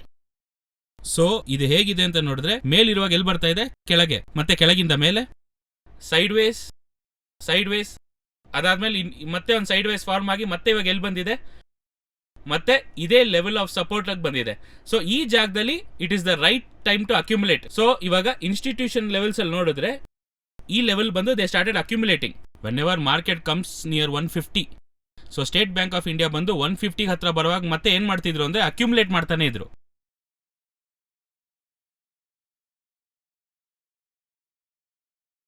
So ಇವಾಗ ನೆಕ್ಸ್ಟ್ ನೋಡಿದ್ರೆ ಇವಾಗ ರೀಸೆಂಟ್ ಟೈಮಲ್ಲಿ ನಾವು ಕೊಟ್ಟಿದ್ದು ಮ್ಯಾಜಗಾನ್ ಡಾಕ್, ಇದು ಎಷ್ಟು ಜನಕ್ಕೆ ಜ್ಞಾಪಕ ಇದೆ ಅಂತ ಗೊತ್ತಿಲ್ಲ, ಬಟ್ ಇದು ನಾವು ಬೂಮ್ಗೆ ಮುಂಚೆನೆ ಪ್ರೆಸೆಂಟ್ ಮಾಡಿದ್ವಿ ಈ ಸ್ಟಾಕ್ ನ. ದೊಡ್ಡ ಲೆವೆಲ್ ಅಲ್ಲಿ ಬೂಮ್ ಆಗತ್ತೆ ಅಂತ. ಹೇಗೆ ಅಂದ್ರೆ ಅದೇ ಇದೆ, ಕಾಣಿಸ್ತಾ ಇದೆಯಾ? This was the accumulation phase. Accumulation phase ಮುಗಿಸಿದ ತಕ್ಷಣ ಮಾರ್ಕೆಟ್ ಏನಾಯ್ತು, ಈ ಜಾಗದಲ್ಲಿ ಏನ್ ಫೇಸ್ ಅಂತೀವಿ ಇದನ್ನ, ಅಕ್ಯುಮುಲೇಷನ್ ಮುಗಿದ್ಮೇಲೆ ಮಾರ್ಕೆಟ್ ಸ್ಟಾರ್ಟೆಡ್ ಟು ಬೂಮ್. ಎಷ್ಟು ದೂರ ಬೂಮ್ ಆಯ್ತು ಅಂತ ನೋಡಿದ್ರೆ ಗೊತ್ತಾಗತ್ತೆ. ನೋಡಿದ್ರೆ ಮಾರ್ಕೆಟ್ ಹತ್ತತ್ರ 400 ರೂಪಾಯಿಂದ ಡಬಲ್ ಆಯ್ತು. ಇವಾಗ ಈ ಜಾಗದಲ್ಲಿ ಯಾರು ಬಾಯೇ ತೆಗೆಯಲ್ಲ, ಆದಷ್ಟು ಸೈಲೆಂಟ್ ಆಗಿರ್ತಾರೆ. ಯಾಕೆಂದ್ರೆ they are trying to accumulate as much as possible. ಇಲ್ಲಾಂದ್ರೆ ಯಾಕೆ ಈ ಸ್ಟ್ರಕ್ಚರ್ ಫಾರ್ಮ್ ಆಗುತ್ತೆ ಅಂದ್ರೆ ಈ ಜಾಗದಲ್ಲಿ ಇನ್ಸ್ಟಿಟ್ಯೂಷನ್ ಏನ್ ಮಾಡ್ತಾ ಇದಾರೆ, ಆದಷ್ಟು ಯಾರಿಗೂ ಗೊತ್ತಿಲ್ಲದಿರೋ ಹತ್ರ ದೇ ಆರ್ ಅಕ್ಯುಮುಲೇಟಿಂಗ್. ಆದ್ರೆ ಒನ್ಸ್ ಆ ರೇಂಜ್ ಬ್ರೇಕ್ ಆದ್ಮೇಲೆ ಏನಾಗುತ್ತೆ, ಮಾರ್ಕೆಟ್ ಸ್ಟಾರ್ಟೆಡ್ ಟು ಬೂಮ್. ಇವಾಗ ಬೂಮ್ ಆದ್ಮೇಲೆ ಏನಾಗ್ತಾ ಇದೆ, Mazagon dock accumulation advance phase. Now ಇವಾಗ ಯಾವ ಫೇಸ್ ಇದು, now this is your re accumulation phase. ಕಾಣಿಸ್ತಾ ಇದೆಯಾ? ಸೊ ಇವಾಗ ಮಾರ್ಕೆಟ್ ಯಾವ ಟ್ರೆಂಡ್ ಅಲ್ಲಿ ಇದೆ, ಇನ್ನು ಲಾಂಗ್ ಟರ್ಮ್ ಬೈ ಟ್ರೆಂಡ್ ಅಲ್ಲೇ ಇದೆ. ಸೊ ಈ ತರನೇ ಒಂದು ಮಾರ್ಕೆಟ್ ನ ಅಪ್ರೋಚ್ ಮಾಡುವಾಗ we have to approach it in the right way. ನಾವು ಮೊದಲೇ ಹೇಳಿದ್ನಲ್ಲ, ರಿಟೇಲ್ ಟ್ರೇಡರ್ಗೆ ಸಮಸ್ಯೆ ಏನು ಅಂದ್ರೆ ಈ ತರ ಇನ್ಫಾರ್ಮೇಶನ್ ನಾಲೆಜ್ ಇಲ್ಲದೆ ಇರೋದ್ರಿಂದ ಮಾರ್ಕೆಟ್ ಅಲ್ಲಿ ಏನೋ ಒಂದು ಸೆಲ್ ಮಾಡ್ಬೇಕು ಬೈ ಮಾಡ್ಬೇಕು ಅನ್ಕೋತಾರೆ. We have to understand the market structure ಅರ್ಥ ಮಾಡ್ಕೊಂಡು ನಾವು ಇನ್ವೆಸ್ಟ್ ಮಾಡಕ್ ಶುರು ಮಾಡಿದ್ರೆ they can also become retail ಇಂದ ಒಂದು ಪ್ರೊಫೆಷನಲ್ ಟ್ರೇಡರ್ ಆಗ್ಬೋದು. ನಾವು ಇನ್ಸ್ಟಿಟ್ಯೂಷನ್ ಆಗಕ್ಕಾಗಲ್ಲ, ಯಾಕಂದ್ರೆ ನಮ್ಮ ಹತ್ರ ಅಷ್ಟೊಂದು ಫಂಡ್ಸ್ ಇಲ್ಲ ನಾವು ಇದನ್ನ ಬೈ ಮಾಡ್ತಾನೆ ಇರಕ್ಕೆ. ಬಟ್ ಆದ್ರೆ ಈ ಜಾಗದಲ್ಲಿ ಬೈ ಮಾಡಿ ಇಟ್ಕೊಂಡ್ರೆ ಇಲ್ಲಿ ಕ್ಲೋಸ್ ಮಾಡಕ್ಕೆ ನಮಗೆ ಪ್ರಾಪರ್ ನಾಲೆಜ್ ಇದ್ರೆ ಸಾಕು, we can become a professional. So ಇವಾಗ ವಿಡಿಯೋ ನೋಡಿದ ತಕ್ಷಣ ಅರ್ಥ ಆಗುತ್ತೆ ನಾವು ಹೇಗೆ ಇದನ್ನ ಮುಂದೆನೆ ಪ್ರೆಡಿಕ್ಟ್ ಮಾಡಿದ್ವಿ ಅಂದ್ರೆ, ನಮಗೆ ಟೆಕ್ನಿಕಲ್ಸ್ ಗೊತ್ತಿರೋದ್ರಿಂದ ನಾವೇನ್ ಮಾಡಿದ್ವಿ, ಅಕ್ಯುಮುಲೇಷನ್ ಡಿಸ್ಟ್ರಿಬ್ಯೂಷನ್ ಫೇಸ್ ಇಟ್ಕೊಂಡು ನಾವು ಮುಂಚೆನೆ ನಿಮಗೆ ಪ್ರೆಸೆಂಟ್ ಮಾಡಿದ್ದೆ ಈ ತರ ಟಾಪ್ 3 ಪಿಕ್ಸ್ ಇದನ್ನ ತಗೊಬಹುದು ಅಂತ. ಇವಾಗ ಏನು ಅಂದ್ರೆ ನೆಕ್ಸ್ಟ್ ಥಿಂಗ್, ಇವಾಗ ಮೊದಲು ಈ ಕಾನ್ಸೆಪ್ಟ್ ಅರ್ಥ ಆಯ್ತಾ, ಒಂದು ಇನ್ಸ್ಟಿಟ್ಯೂಷನ್ ಎಷ್ಟೇ ಇನ್ಫಾರ್ಮೇಶನ್ ಗ್ಯಾದರ್ ಮಾಡಿ ಬೈ ಮಾಡಿದ್ರು ಅವರು ಹೈಡ್ ಮಾಡಕ್ ಆಗದಿರೋ ಒಂದೇ ಜಾಗ ಏನು ಅಂದ್ರೆ ಇಟ್ಸ್ ಯೋರ್ ಚಾರ್ಟ್ಸ್. ಸೊ ಇವಾಗ ಈ ಚಾರ್ಟ್ಸ್ ನ ಅನಲೈಸ್ ಮಾಡೋದಕ್ಕೆ ತುಂಬಾ ಮೆಥಡ್ಸ್ ಇದೆ. ಒಂದು ಪ್ರೊಫೆಷನಲ್ ಆಗಿ ಒಂದು ಮಾರ್ಕೆಟ್ ನ ಹೇಗೆ ಅಪ್ರೋಚ್ ಮಾಡಬೇಕು, ಆ ಮಾರ್ಕೆಟ್ ಯಾಕೆ ಅದನ್ನ ರೆಸ್ಪೆಕ್ಟ್ ಮಾಡ್ತಾ ಇದೆ, ಯಾಕೊಂದು ಚಾರ್ಟ್ ಪ್ಯಾಟರ್ನ್ಸ್ ತಗೊಂತಾ ಇದೆ, ಮಾರ್ಕೆಟ್ ಯಾಕೆ ಅದನ್ನ ರೆಸ್ಪೆಕ್ಟ್ ಮಾಡ್ತಾ ಇದೆ, ಈ ವಿಷಯನೆಲ್ಲ ನೆಕ್ಸ್ಟ್ ನಮ್ ಟಾಪಿಕ್ ಅಲ್ಲಿ ನಾವು ನೋಡೋಣ. ಸೊ ಬನ್ನಿ ಹೋಗೋಣ. ಇವಾಗ ಒಂದು ಸ್ಕ್ರಿಪ್ಟ್ ತಗೊಳ್ಳೋಣ, ಆ ಸ್ಕ್ರಿಪ್ಟ್ ಅಲ್ಲಿ ಹೇಗೆ ಮಾರ್ಕೆಟ್ ಮೂವ್ ಆಗ್ತಾ ಇದೆ, ಯಾವ ತರ ಎಲ್ಲ ಟೆಕ್ನಿಕಲ್ಸ್ ಇದೆ ಅಂತ ಅದರಲ್ಲಿ ನೋಡೋಣ. ಇವಾಗ ಫಾರ್ ಎಕ್ಸಾಂಪಲ್ ಇವಾಗ ನಾವು ನಿಫ್ಟಿ ತಗೊಳ್ಳೋಣ. ಇವಾಗ ಇಷ್ಟು ದಿನ ನಾವು ಈ ಅಕ್ಯುಮುಲೇಷನ್ ಡಿಸ್ಟ್ರಿಬ್ಯೂಷನ್ ಫೇಸ್ ಅನ್ನೋದು it is for a long term investor. ಇವಾಗ ನೀವು ಇನ್ವೆಸ್ಟರ್ ಆಗಿರುವಾಗ ಇನ್ವೆಸ್ಟ್ಮೆಂಟ್ ಮಾಡ್ಬೇಕಂದ್ರೆ ಅಕ್ಯುಮುಲೇಷನ್ ಡಿಸ್ಟ್ರಿಬ್ಯೂಷನ್ ಫೇಸ್ ಮಾತ್ರ ಇಟ್ಕೊಂಡು ನೀವು ಓಕೆ ಇನ್ವೆಸ್ಟ್ ಮಾಡಿ ಸುಮ್ಮನೆ ಆಗ್ಬಿಡ್ಬೋದು. But when you are coming to become a trader, ಇಲ್ಲ ಒಂದು ಸ್ಕ್ಯಾಲ್ಪರ್ ಆಗಿರ್ಬೋದು, ಇಲ್ಲ ಒಂದು ಸ್ವಿಂಗ್ ಟ್ರೇಡರ್ ಆಗಿರ್ಬೋದು, ಇಲ್ಲ ಒಂದು ಮೀಡಿಯಂ ಸೈಜ್ಡ್ ಇನ್ವೆಸ್ಟರ್, ಏನಂದ್ರೆ ಇವತ್ತು ತಗೊಂಡು ಒಂದು 3 months to 6 months ಮಾತ್ರ ಹೋಲ್ಡ್ ಮಾಡ್ತೀನಿ, ಅದ್ರಲ್ಲಿ ನಾನು ಲಾಂಗ್ ಟರ್ಮ್ ಆಗಿ 5 years 10 years ಎಲ್ಲ ಹೋಲ್ಡ್ ಮಾಡಲ್ಲ. ಒಂದು ಶಾರ್ಟ್ ಟರ್ಮ್ ಇನ್ವೆಸ್ಟರ್ ಆಗಿರುವಾಗ you have to go with the proper technical tools. ಅವಾಗ ಒಂದು ಮಾರ್ಕೆಟ್ ಬಂದು ಹೇಗೆ ಟೆಕ್ನಿಕಲ್ ಟೂಲ್ಸ್ ನ ರೆಸ್ಪೆಕ್ಟ್ ಮಾಡುತ್ತೆ ಅನ್ನೋದೇ ಇವಾಗ ನಾವು ನೋಡ್ತಾ ಇದೀವಿ. ಇವಾಗ ಫಾರ್ ಎಕ್ಸಾಂಪಲ್ ಒಂದು ಸ್ಕ್ರೀನ್ ತಗೊಳ್ಳೋಣ. ಇವಾಗ ನಾರ್ಮಲ್ ಆಗಿ ರಿಟೇಲ್ ಟ್ರೇಡರ್ ಪ್ರಕಾರ ಇದೇನು ಅಂದ್ರೆ ಇದೊಂದು ಚಾರ್ಟ್, ಏನು ಅಂದ್ರೆ ಇದು ಇಂಡಿಕೇಟರ್ ಹಾಕಿ ಇಂಡಿಕೇಟರ್ ಇಟ್ಕೊಂಡು ಟ್ರೇಡ್ ಮಾಡಬಹುದು ಅಂತ. ಕರೆಕ್ಟ್ ಆಗಿ ಅರ್ಥ ಮಾಡ್ಕೊಳ್ಳಿ, we don't use indicators because indicators is for indication, ಅದು ಬಿಟ್ರೆ ಇಟ್ಸ್ ನಾಟ್ ಫಾರ್ ಕನ್ಫರ್ಮೇಶನ್. ನಾವೇನ್ ಯೂಸ್ ಮಾಡ್ತೀವಿ ಅಂದ್ರೆ we are going to use pure price action trading. ಅವಾಗ ಪ್ಯೂರ್ ಪ್ರೈಸ್ ಆಕ್ಷನ್ ಅಲ್ಲಿ ಏನೇನ್ ಡಿಫ್ರೆಂಟ್ ಮೆಥಡ್ಸ್ ಇದೆ ಅಂತ ನೋಡಿದ್ರೆ ದೇರ್ ಆರ್ ಪ್ಲೆಂಟಿ ಮೆಥಡ್ಸ್. ಇವಾಗ ತಗೊಂಡ್ರೆ ನಾರ್ಮಲ್ ಆಗಿ ಮೆಥಡಾಲಜೀಸ್ ಅಂತ ನೋಡಿದ್ರೆ ಫಸ್ಟ್ ನಾನು ಹೇಳ್ಬಿಡ್ತೀನಿ ಏನೇನಿದೆ. ಫಸ್ಟ್ ಏನು ಅಂದ್ರೆ we have candle sticks. So candle sticks ಬಗ್ಗೆ ವಿಡಿಯೋ ಹಾಕಿದ್ದೆ ನಾನು ರೀಸೆಂಟ್ ಟೈಮಲ್ಲಿ. ಇನ್ನೊಂದು ಅಪ್ಡೇಟೆಡ್ ವಿಡಿಯೋ ಹಾಕ್ತೀನಿ, ಆದಷ್ಟು ಬೇಗ ಬರುತ್ತದು. So next powerful technical tools ಯಾವುದು ಅಂತ ನೋಡಿದ್ರೆ we have support and resistance. ಅದಾದ್ಮೇಲೆ we have supply and demand. Then we have trend line. ಅದಾದ್ಮೇಲೆ ಏನಿದೆ ಅಂತ ನೋಡಿದ್ರೆ ಮುಖ್ಯವಾದದ್ದು ಏನು ಅಂತ ನೋಡಿದ್ರೆ Fibonacci retracement tools, extension tools, ಇದೆಲ್ಲ ಬಂದು strong level of tools. Market ಹೇಗೆ ಎಲ್ಲಿ ಮೂವ್ ಆಗ್ತಾ ಇದೆ, ಎಲ್ಲಿ ತಿರುಗತ್ತೆ, ಇದೆಲ್ಲ ಕಂಡುಹಿಡಿಯಕ್ಕೆ ಫಿಬೋನಾಚಿ ಟೂಲ್ಸ್ ಬಂದು ತುಂಬಾನೇ ಮುಖ್ಯವಾದ ಒಂದು ವಿಷಯ ಆಗಿರುತ್ತೆ.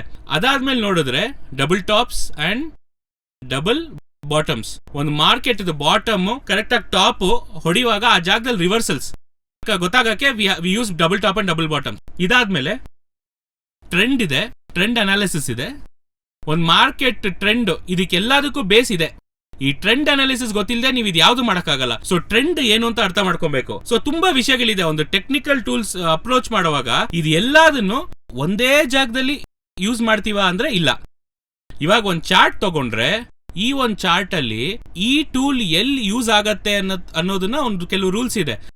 ಆ ಜಾಗದಲ್ಲಿ ಅದು ಯೂಸ್ ಆಗೋದು. ಸೊ ಅವಾಗ ಇದು ಎಲ್ಲದನ್ನು ನಮ್ಗೆ ಗೊತ್ತಿದ್ರೇನೆ ಮಾರ್ಕೆಟ್ ಇದಕ್ಕೆ ಬರೋವಾಗ ಇದು ಕರೆಕ್ಟ್ ಆಗಿ ಆ ಜಾಗದಲ್ಲಿ ಆ ಟೂಕ್ ನ ಯೂಸ್ ಮಾಡಿ ನಾವೇನ್ ಮಾಡ್ಬೋದು, ಪ್ರಾಫಿಟ್ ಮಾಡ್ಕೊಂಡು ಆಚೆ ಬರ್ಬೋದು. ಸೊ ಇದು ಎಲ್ಲೆಲ್ಲಿ ಇದೆ ಯೂಸ್ ಮಾಡಬಹುದು ಅಂತ ನಾನು ನಿಮಗೆ ತೋರಿಸ್ತೀನಿ.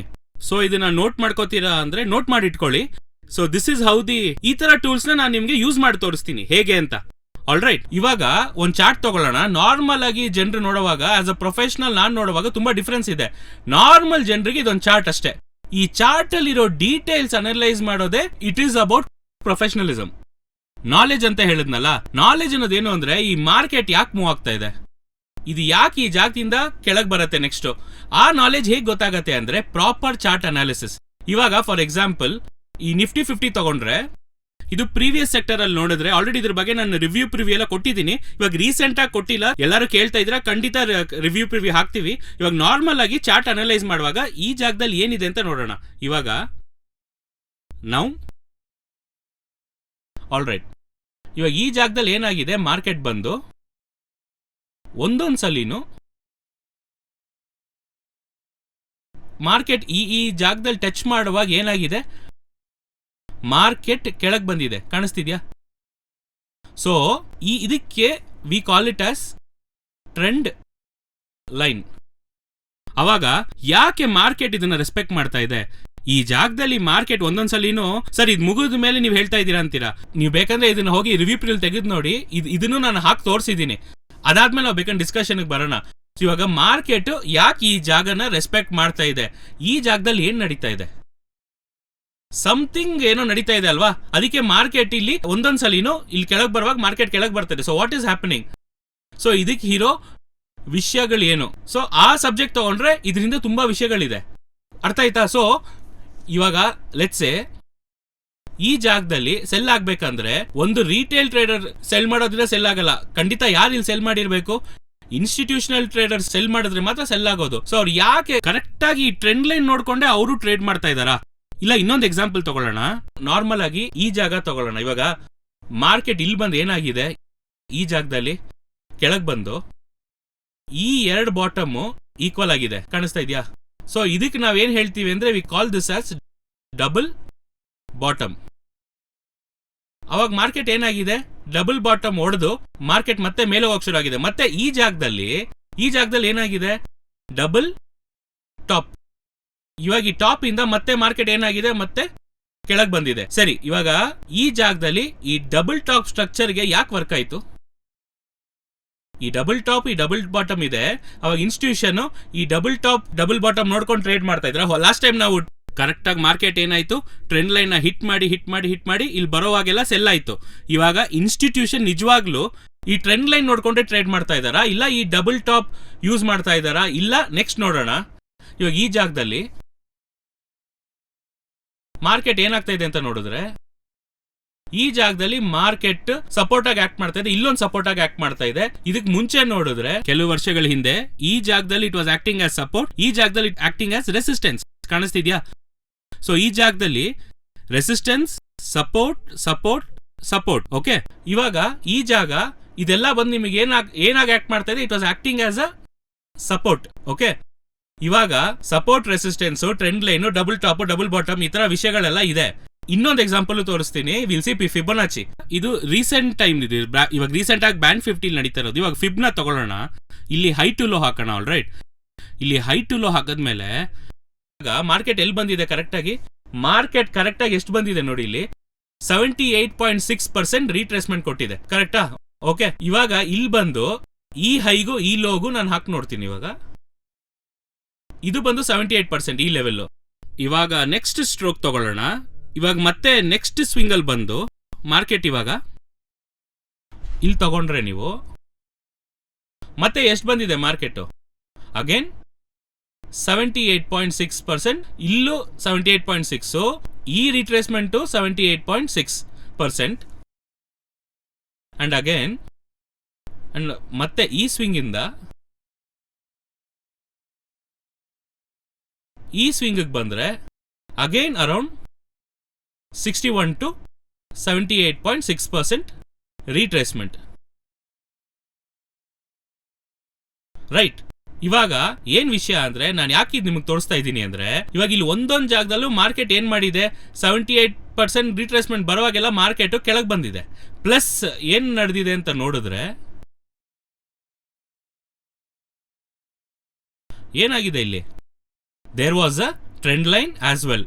ಇವಾಗ ಯಾಕೆ ಈ ತರ ನಡೀತಾ ಇದೆ ಮಾರ್ಕೆಟ್ ಅಲ್ಲಿ, ಕರೆಕ್ಟ್ ಆಗಿ ಮಾರ್ಕೆಟ್ ಏನ್ ಮಾಡಿದೆ, ರೆಸಿಸ್ಟೆನ್ಸ್, ಟ್ರೆಂಡ್ ಲೈನ್ ರೆಸ್ಪೆಕ್ಟ್ ಮಾಡಿದೆ. ಕರೆಕ್ಟ್ ಆಗಿ 78.6% ರೀಟ್ರೇಸ್ಮೆಂಟ್ ಬರುವಾಗೆಲ್ಲ ಮಾರ್ಕೆಟ್ ಏನಾಗಿದೆ, ಕೆಳಗೆ ಬಂದಿದೆ.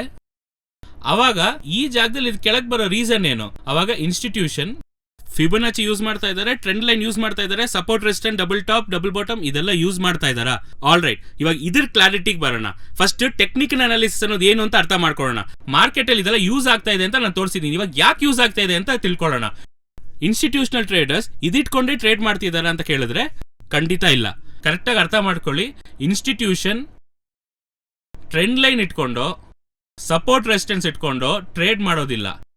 ಅವರು ಟ್ರೇಡ್ ಮಾಡೋದೇ ಮಾರ್ಕೆಟ್ ಅಲ್ಲಿ ಒಂದು ಸ್ಟ್ರಕ್ಚರ್ ಆಗಿ ಫಾರ್ಮೇ ಆಗೋದು. ಹೇಗಂದ್ರೆ ಏನಂದ್ರೆ, ಇವಾಗ ರಿಟೇಲ್ ಟ್ರೇಡರ್ಗೂ ಒಂದು ಇನ್ಸ್ಟಿಟ್ಯೂಷನ್ಗೂ ತುಂಬಾ ಡಿಫ್ರೆನ್ಸ್ ಇದೆ. ಏನು ಅಂದ್ರೆ, ಇವಾಗ ನಾವು ಒಂದು ಟ್ರೇಡ್ ತಗೊಂತಾ ಇದೀವಿ ಅಂತ ಇಟ್ಕೊಳ್ಳಿ, ಇಲ್ಲಿ ನಾವು ಬೈ ಮಾಡ್ತಾ ಇದೀವಿ, ಇಲ್ಲಿ ಮೇಲ್ ಹೋಗಿದ ತಕ್ಷಣ ಏನ್ ಮಾಡ್ತೀವಿ, ಮಾರಕ್ ಶುರು ಮಾಡ್ತೀವಿ. ಮತ್ತೆ ಅದಕ್ಕಿಂತ ಮೇಲ್ ಹೋಯ್ತು ಅಂದ್ರೆ ಮತ್ತೆ ಅಲ್ಲಿ ಹೋಗಿ ಬೈ ಮಾಡ್ತೀವಿ. ಆದ್ರೆ ಇನ್ಸ್ಟಿಟ್ಯೂಷನ್ ಹಾಗೆ ಮಾಡಲ್ಲ. They have a proper structure. ಅವರು ಟ್ರೇಡ್ ಮಾಡೋದು, ಇವಾಗ ಒಂದು ಟ್ರೇಡಿಂಗ್ ಫ್ಲೋರ್ ತಗೊಂಡ್ರೆ ಒಂದು ಇನ್ಸ್ಟಿಟ್ಯೂಷನ್ ಅಲ್ಲಿ, ಆ ಇನ್ಸ್ಟಿಟ್ಯೂಷನ್ ಬ್ಯಾಂಕಿಂಗ್ ಸೆಕ್ಟರ್ ತಗೊಳ್ಳಿ. ಬ್ಯಾಂಕಿಂಗ್ ಅಂದ್ರೆ ಇನ್ವೆಸ್ಟ್ಮೆಂಟ್ ಬ್ಯಾಂಕಿಂಗ್ ಹೇಳ್ತಾ ಇದೀನಿ. ಇವಾಗ ದೊಡ್ಡ ದೊಡ್ಡ ಗೋಲ್ಡ್ಮ್ಯಾನ್ ಸ್ಯಾಕ್ಸ್ ಆಗಿರ್ಬೋದು, JP Morgan ಆಗಿರ್ಬೋದು, ಈ ತರ ದೊಡ್ಡ ದೊಡ್ಡ ಬ್ಯಾಂಕ್ಸ್ ತಗೊಂಡ್ರೆ they have a big trading floor.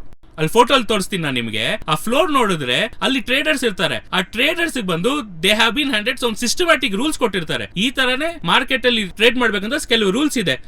ಒಂದ್ ದೊಡ್ಡ ಕಂಪನಿಲಿ ಇರೋರು ಟ್ರೇಡ್ ಹೇಗ್ ಮಾಡ್ತಾರೆ ಅಂದ್ರೆ, ಅವ್ರು ಹೇಳ್ಕೊಟ್ಟಿರೋ ಮೆಥಡಾಲಜಿ ಇಟ್ಕೊಂಡೆ ಅವ್ರು ಟ್ರೇಡ್ ಮಾಡಬೇಕು. ಇವತ್ತೊಬ್ರು ಕೆಲಸದಲ್ಲಿ ಇದ್ದಾರೆ, ಅವ್ರ ಕೆಲಸ ಬಿಟ್ಟು ಹೋದ್ರೆ ಆಮೇಲೆ ನಾಳೆ ಇನ್ನೊಬ್ರು ಕೆಲ್ಸಕ್ಕೆ ಬಂದ್ರೇನು ಈ ಮೆಥಡಾಲಜಿ ನಿಮ್ಗೆ ಏನಾಗ್ತಾ ಇರುತ್ತೆ, ಕಂಟಿನ್ಯೂ ಆಗ್ತಾನೆ ಇರುತ್ತೆ. ಅವಾಗ ಅವ್ರಿಗೆ ಅಂತ ಸರ್ಟನ್ ಸ್ಟ್ರಕ್ಚರ್ ಇರುತ್ತೆ.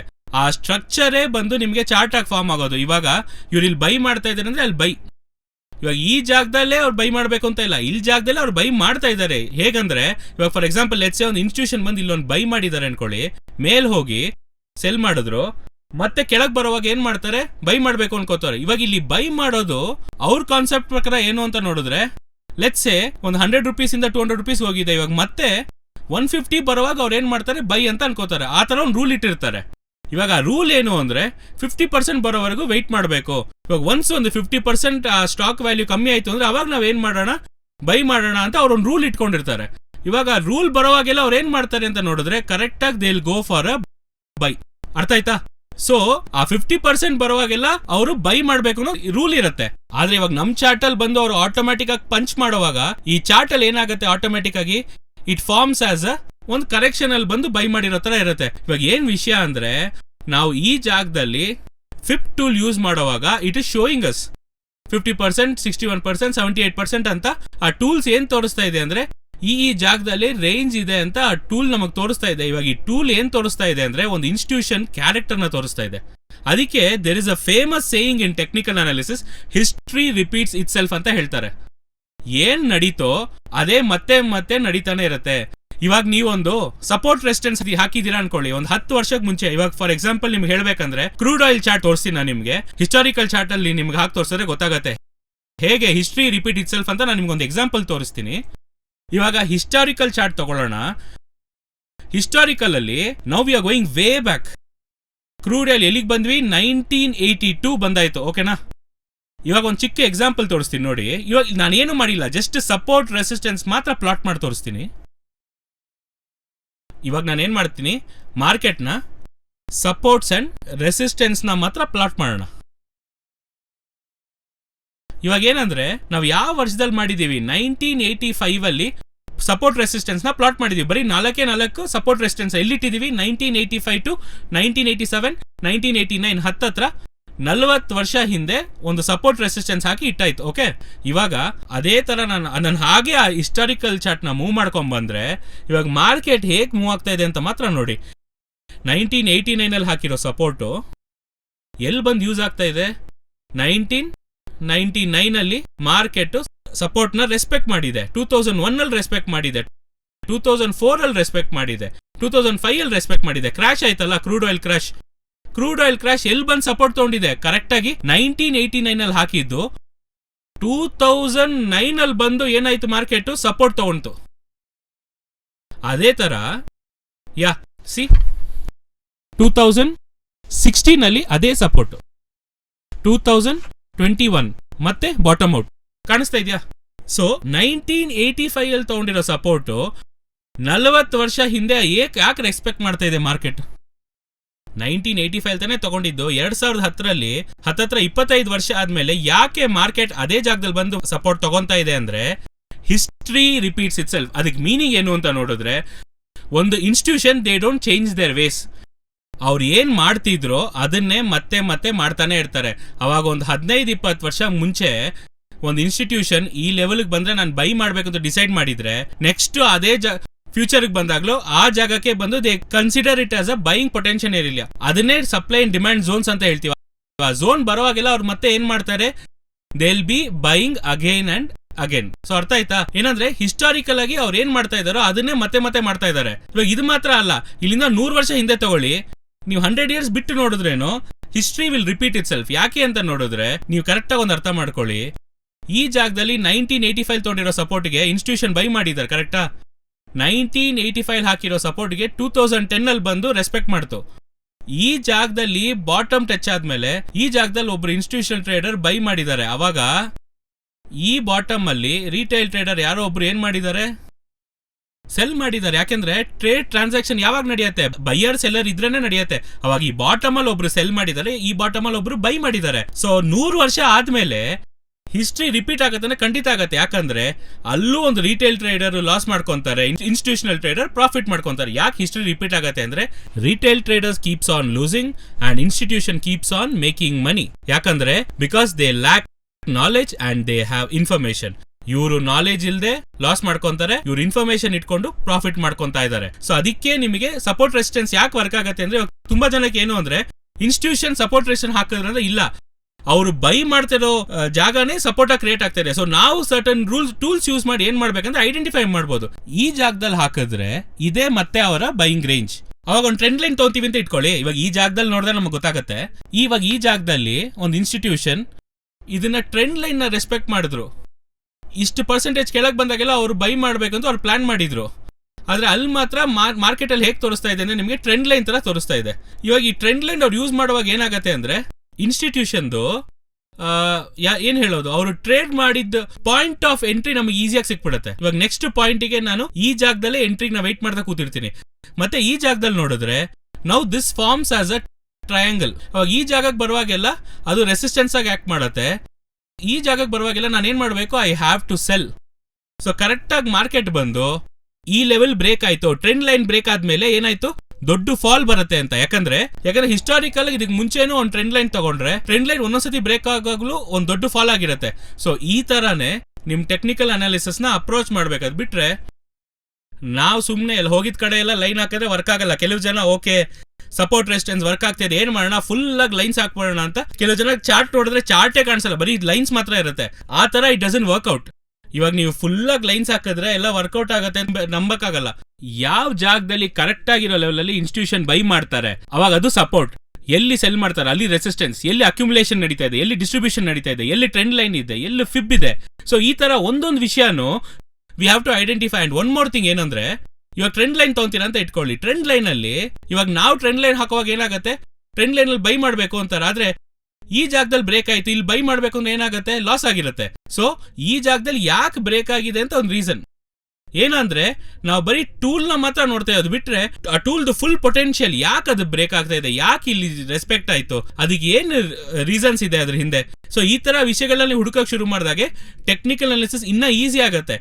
So the more you understand the market, ನಾನು ಅದೇ ಹೇಳೋದು, ಟೆಕ್ನಿಕಲ್ ಅನಾಲಿಸಿಸ್ ಅನ್ನೋದು ಟೂಲು.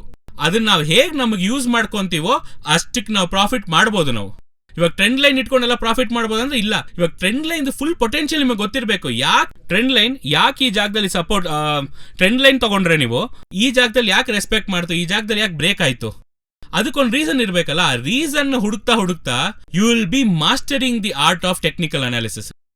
ಅರ್ಥ ಆಯ್ತಾ? ಒಂದು ಮಾರ್ಕೆಟ್ ನ ಅಪ್ರೋಚ್ ಮಾಡಕ್ಕೆ ಇಷ್ಟೊಂದು ವಿಷಯಗಳಿದೆ. ಜಸ್ಟ್ ನಾವು ಬರ್ತಾ ಇದೀವಿ ಮಾರ್ಕೆಟ್ ಬೈ ಸೆಲ್ ಅದಲ್ಲ. ಮಾರ್ಕೆಟ್ ನೀವು ರಿವ್ಯೂ ಪ್ರಿವ್ಯೂ ತಗೊಂಡ್ರೆ ನಿಮ್ಗೆ ಗೊತ್ತಾಗತ್ತೆ, ಇಲ್ಲ ನಮ್ ಟಾಪ್ 3 ಪಿಕ್ ತಗೊಂಡ್ರು ಸರಿ, ಇಲ್ಲ ನಾವು ಕೊಟ್ಟಿರೋ ಇಂಟರ್ವ್ಯೂಸ್ ಎಲ್ಲ ತಗೊಂಡು ನೋಡಿದ್ರು, I approach the market in a professional way. ಹೇಗೆ ಒಂದು ಮಾರ್ಕೆಟ್ ನ ಅಪ್ರೋಚ್ ಮಾಡಿದ್ರೆ ಮಾರ್ಕೆಟ್ ಏನ್ ಹೇಳುತ್ತೆ ಅಂತ ನಾವು ಕೇಳಬೇಕು. ತುಂಬಾ ಜನಕ್ಕೆ ಏನು ಅಂದ್ರೆ, ನಾನ್ ಹೇಳೋದು ಮಾರ್ಕೆಟ್ ಕೇಳಬೇಕು ಅನ್ಕೊಂತಾರೆ. ಆ ತರ ಆಗಲ್ಲ. ಮಾರ್ಕೆಟ್ ಬೈ ಅಂತ ಹೇಳಿದ್ರೆ we have to go with buy, sell ಅಂತ ತೋರಿಸ್ತು ಅಂದ್ರೆ we have to go with sell. ಅವಾಗ ಮಾರ್ಕೆಟ್ ಏನ್ ತೋರಿಸ್ತಾ ಇದೆ ಅನ್ನೋದು ಅರ್ಥ ಮಾಡ್ಕೊಳ್ಳೋದೇ ಟೆಕ್ನಿಕಲ್ಸ್. ಮಾರ್ಕೆಟ್ ನ ಕಂಟ್ರೋಲ್ ಮಾಡೋದು ಟೆಕ್ನಿಕಲ್ಸ್ ಅಲ್ಲ. ಮಾರ್ಕೆಟ್ ಏನ್ ಹೇಳಕ್ ಬರ್ತಾ ಇದೆ ಅಂತ ನಾವು ಅರ್ಥ ಮಾಡ್ಕೊಳ್ಳೋದ್ರೆ we use technical analysis. So ಆ ತರ ಟೆಕ್ನಿಕಲ್ ಯೂಸ್ ಮಾಡುವಾಗ ಮುಂಚೆ ಹೇಳಿತರ ತುಂಬಾ ವಿಷಯಗಳಿದೆ.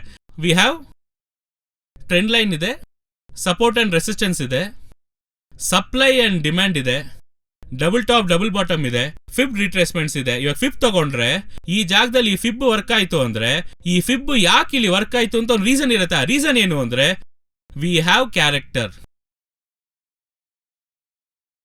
ಏನ್ ಕ್ಯಾರೆಕ್ಟರ್ ಅಂತ ನೋಡಿದ್ರೆ, ಇನ್ಸ್ಟಿಟ್ಯೂಷನ್ದು ಕ್ಯಾರೆಕ್ಟರ್ ಅಂತ ಒಂದಿದೆ. ಅವಾಗ ಒಂದೊಂದು ಸ್ಕ್ರಿಪ್ಟ್ ಅಲ್ಲೂ ಒಂದೊಂದು ಇನ್ಸ್ಟಿಟ್ಯೂಷನ್ ಟ್ರೇಡ್ ಮಾಡ್ತಾ ಇದ್ದಾರೆ ಅಂದ್ರೆ ಅವ್ರಿಗೊಂದು ಕ್ಯಾರೆಕ್ಟರ್ ಇರುತ್ತೆ.